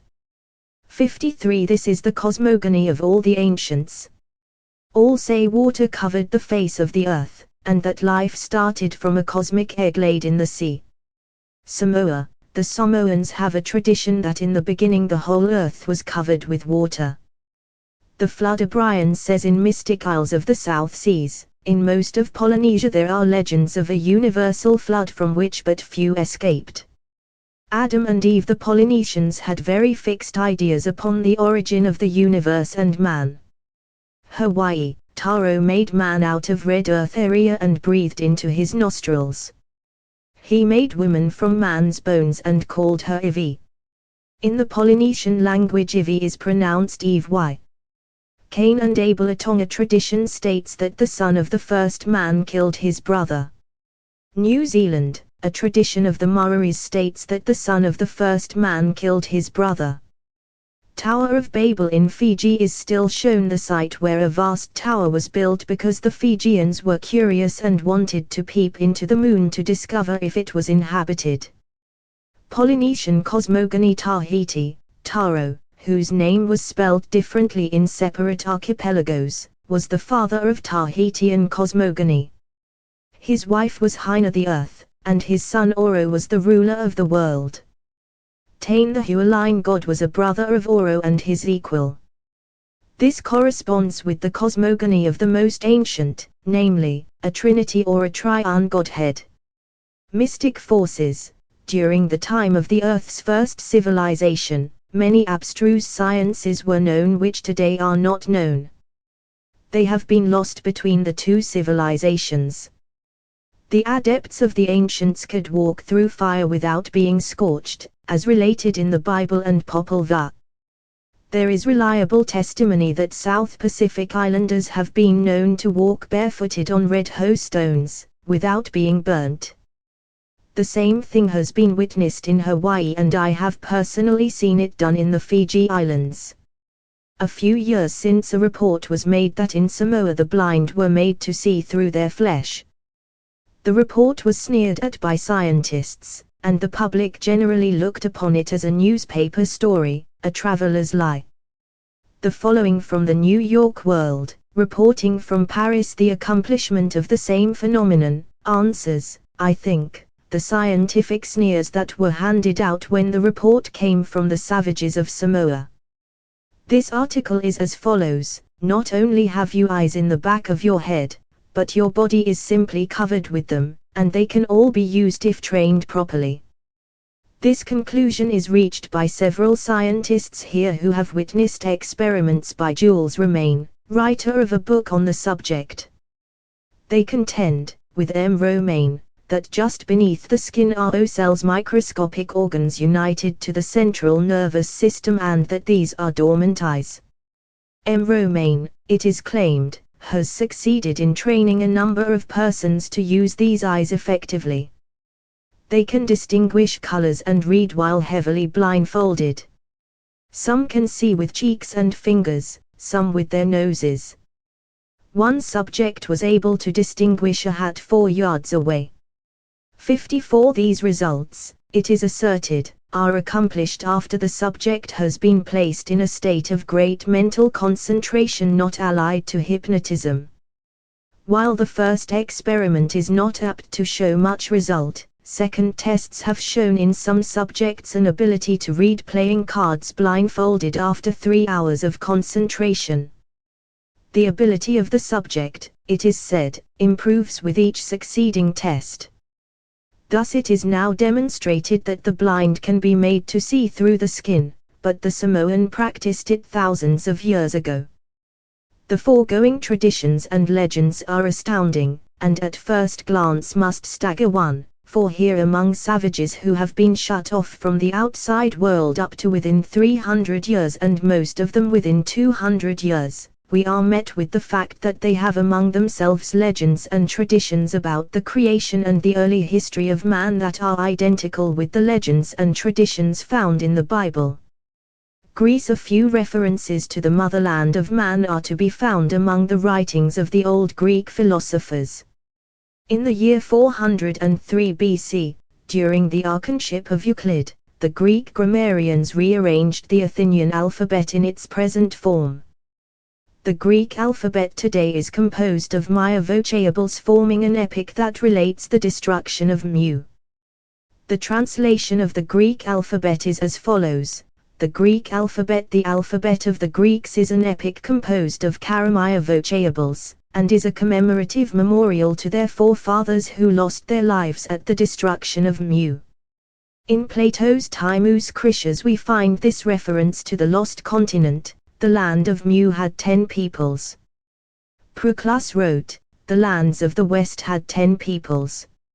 Here we find two of the old Greek philosophers writing about the motherland of man.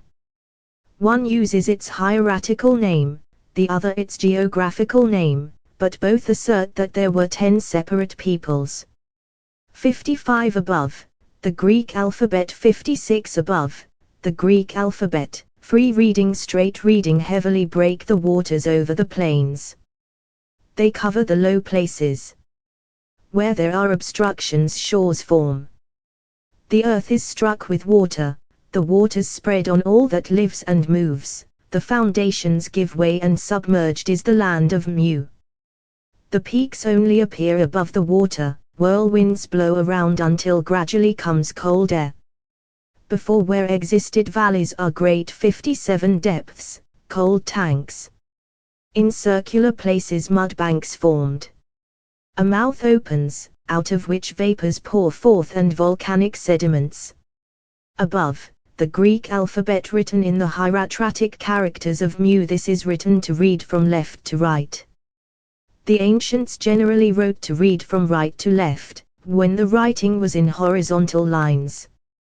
Above, Greek cross. Mu's escutcheon. Origin of the Greek cross. The Greek cross as it is known has always been an enigma and a puzzle to scientists on account of its being found in so many inscriptions which are unreadable to our archaeologists. It appears in inscriptions in Yucatan and Central America especially. Winter, in his work Guatemala page 156, says, the mysterious symbol of the Greek cross, which has also been found on the stones of Quirigua and Cupan, has been the cause of much speculation among scholars. No one, apparently, can solve this simple problem. The Greek cross, Fig. I, was the central figure of the royal escutcheon of Mu, the Empire of the Sun. The hieroglyph is a phrase in the mother tongue of Mu, reading Uluamil, pronounced Oluamil. Translated into English it is, the land of, the country of and by extension, the empire of or the kingdom of. So that in all of the inscriptions where it appears, it represents one of the foregoing phrases, depending on what comes before and what comes after it. The Greek cross confirms the accuracy of my deciphering of the Greek alphabet. The Greek alphabet confirms the accuracy of my deciphering of the cross, and the two confirm the existence of Mu, the Empire of the Sun, and that she was the motherland of the Greeks. 58 Chapter 5 The Egyptian Sacred Volume, Book of the Dead. In the preceding chapter I have referred to the Egyptian Book of the Dead. It contains many records that prove the motherland of man, the submerged continent of Mu, to have indeed been the original habitat of mankind, and that other countries were merely orbits for bodies that moved about a center of attraction, the highly civilized continent of Mu, colonizer of worlds that lay beyond its immediate ken. Consequently, it does not appear to me to be out of place to say at this point a few words about the Book of the Dead. The Book of the Dead is the common name by which this sacred volume is known. In Egyptian hieroglyphics the name is written, Per Emru. According to Egyptologists, Per means coming forth, ru means day, and em is a preposition meaning from. Above, extract from the Egyptian Book of the Dead, but Egyptologists are not all in accord on the exact meaning of the title of this book. Dr. Plitt, in his Chapitres Supplementaries du Livre des Morts, says the name should be read, going forth from the day. Brugskbe, in his Steinschrift und Bibelwort, page 257, maintains that the correct meaning is, Book of the Outgoing by Day. Lefebvre, Maspero and Renouf say the reading is, Coming Forth by Day. While these great Egyptologists are in dispute, who shall say which is correct? The only way the problem can be solved, it appears to me, is to show what the book actually refers to, and what it actually means, for all the writings composing it are symbolical, and it is necessary to know what they symbolize. This has not been shown by any Egyptologist up to the present time. The Book of the Dead is a sacred memorial, dedicated to the multitudes of people who lost their lives at the destruction of Mu, the forefathers of the Egyptians and all mankind. These are the dead referred to. This feeling of love and devotion to the motherland, this feeling of love and respect for forefathers, is the origin of ancestor worship so common throughout the world in past and present ages. Have we not a reflection of it among ourselves? Do we not lay flowers on the graves of those who have passed away? I entirely disagree with all Egyptologists on the meaning of per emru. Per means gone forth, ru means the day, and em means mu. The letter m, which Egyptologists term a preposition, is nothing of the kind. It is a symbol, the symbolic letter and also the name of Mu. Therefore, per emru reads, Mu has gone forth from the day. This is in accord with what I have previously said. The Book of the Dead is a sacred memorial to the 64 million people who lost their lives at the destruction of Mu. My years of study in the Orient with some of the most capable of Oriental scholars have enabled me to read many of the esoteric meanings appearing in the Book of the Dead, for it must be remembered that there is a close connection between the ancient learning of India and that of Egypt. Upper Egypt was colonized and settled by Mayas from India, and when their settlement Maya was firmly established, a party of Mughals left India and went to Egypt to establish the teachings of the 759 sacred inspired writings, religion and the sciences. Thus it is seen that the teachings I received in India, to an extent, applied also to Egypt. At what date the Book of the Dead was first formed is unknown. Apparently, however, the first copies contained only a few chapters, which were subsequently added to until it assumed the proportions in which we now find it.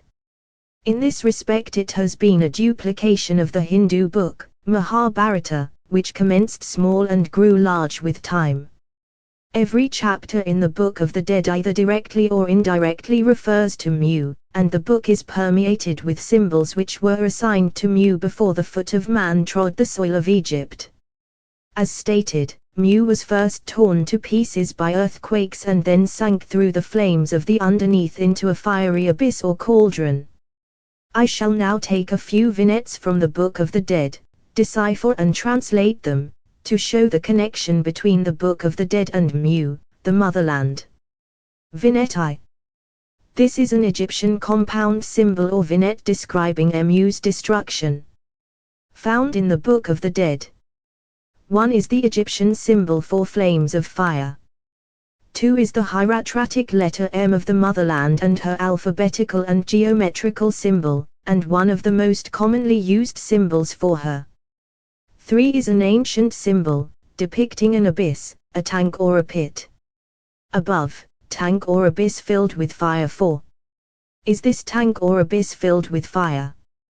Thus the vignette reads, Mu has gone down into an abyss of fire, and, as she sank, flames of fire shot up around her and enveloped her.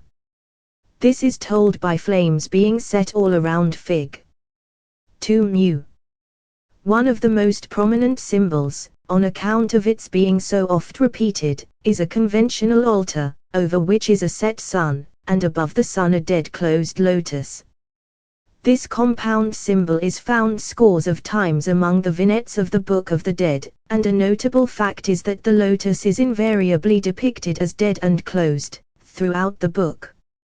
60 above, vignette. I will decipher and translate this little vignette. 1 is the Egyptian conventional form of an altar. 2 is the sacred lotus flower, the sacred floral symbol of Mu. 3 is the sun without rays, symbolizing that the sun has set, gone down beyond the horizon. Being placed below Mu, the lotus, it symbolizes that the sun has dropped below the horizon of Mu. The sun has forever set on dead Mu. All is darkness. Mu is in the region of darkness. Before the submersion of Mu, her common geographical symbol was a three-pointed figure, Fig. 4, reading, the lands of the West, the three areas of land which composed the motherland. After Mu was submerged, her geographical location was called the region of darkness, and in this condition she was symbolized by placing a sun without rays over the center point, Fig. 6. Occasionally the center point was cut out altogether and a rayless sun substituted. The vignette of chapter 81. In the book of the Egyptologists have described this vignette as a head peeping out of a lotus flower. The last line of the 81st chapter reads, I am a pure lotus sprung out of the field of the Sunday. The deciphering of this vignette is, the head represents an Egyptian and Egyptians, as shown by the headdress. The head has arisen out of a lotus. The lotus is shown as dead and closed. In this vignette the lotus is dead Mu. Translated it reads, the Egyptians came from Mu, a land which is dead and exists no more. The last line is the crux of the whole chapter. I am a pure lotus means, I am a pure descendant from the people of Mu. Sprung from the field of the sun corroborates the lotus. The field of the sun also means the empire of the sun, the imperial name of Mu. Mu in the tongue of the motherland meant, mother, land, field, country, empire and mouth. A free reading of this vignette would be, I am an Egyptian of pure descent, my forefathers came from the motherland Mu, the empire of the sun, which is now dead and gone. 61 Space will not permit me to decipher more vignettes from the Book of the Dead. A large volume could be filled with them. I will make one more note, which is all Egyptian, but only partially from the Book of the Dead. All ancient peoples, including the Egyptians, believed in the reincarnation of the soul. Our old Oriental tablets showed us that the ancients understood the origin and the workings of all the forces. They knew that when a force had done its allotted duty, that which had been assigned to it by nature, it became exhausted, but not dead. A force cannot die any more than an element can die. An exhausted force is drawn back to the source of generation for regeneration, then to be passed into nature's storehouse, there to await the next call from nature.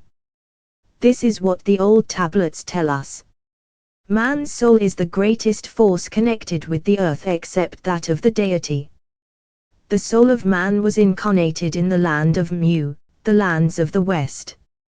When man's body sleeps its last sleep and decomposes, his soul does not die with the body, but, the ancients believed, returns to the place of incarnation, Mu, there to await reincarnation.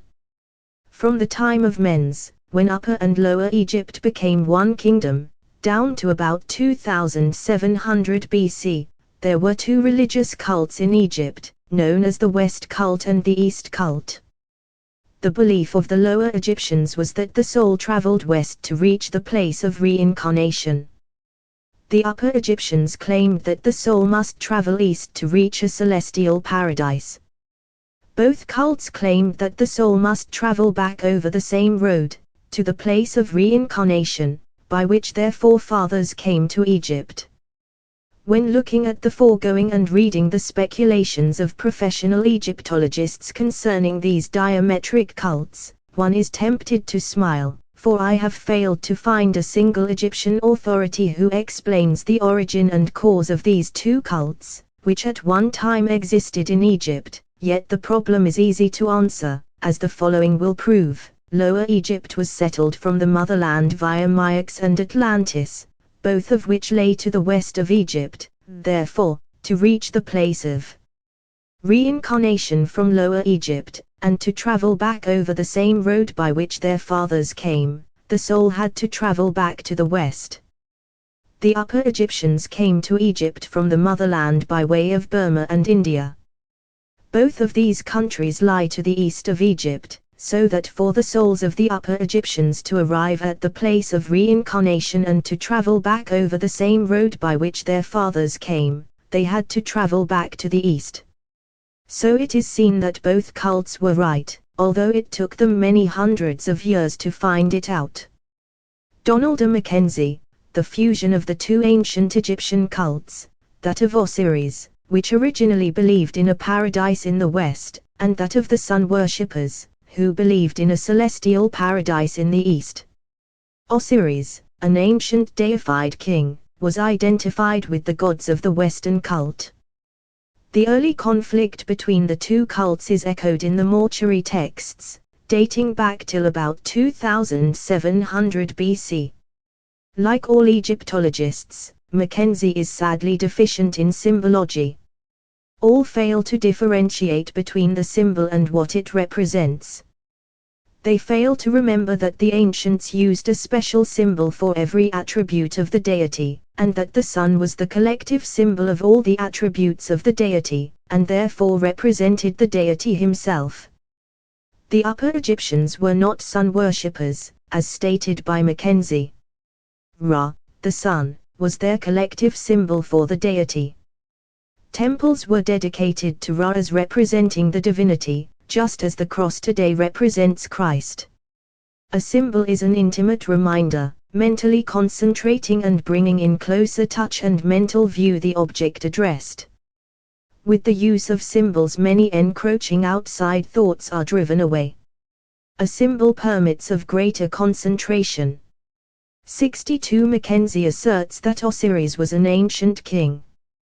What people he reigned over Mackenzie does not say, but by inference it would be the Egyptians. If so, he is wrong again, because when Thoth started the first Lower Egyptian colony at Sais, he taught the Osirian religion, as various papyri show, and that was 16,000 years ago.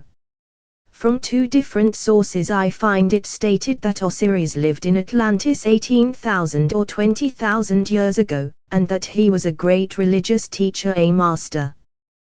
The two Egyptian cults form another convincing proof that the advent of man on earth was on Mu, and that Mu was situated in the Pacific.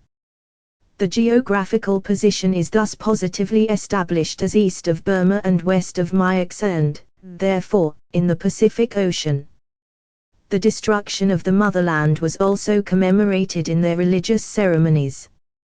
The advancement of the novice through the second degree was by symbolically submerging him in a tank of fire to remind him of the fate that befell his forefathers in the beloved motherland, and also to hint where his soul must go for reincarnation.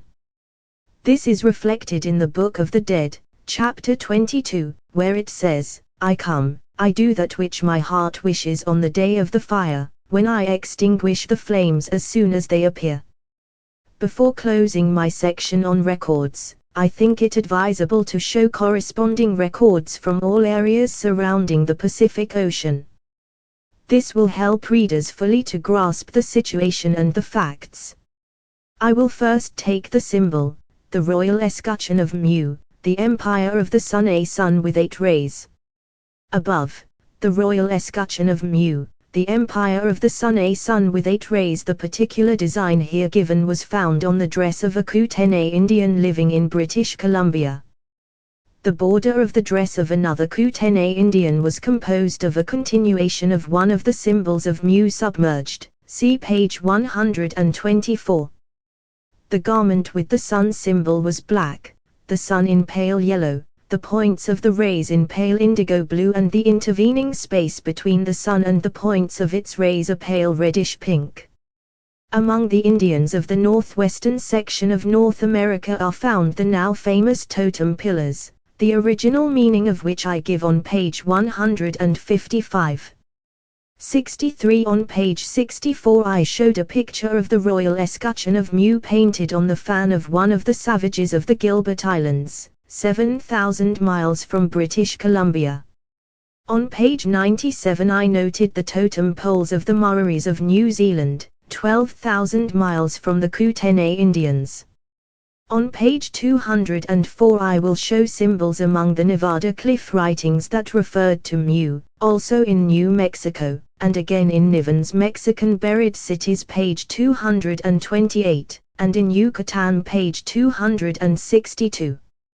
A vast impenetrable forest of dense tangled tropical jungle growth covers the southern half of Yucatan and extends far into Guatemala, which is half covered by it.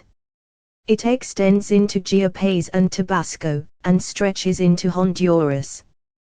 This great forest is not primeval, for once the land was densely populated with great cities and highly cultivated fields.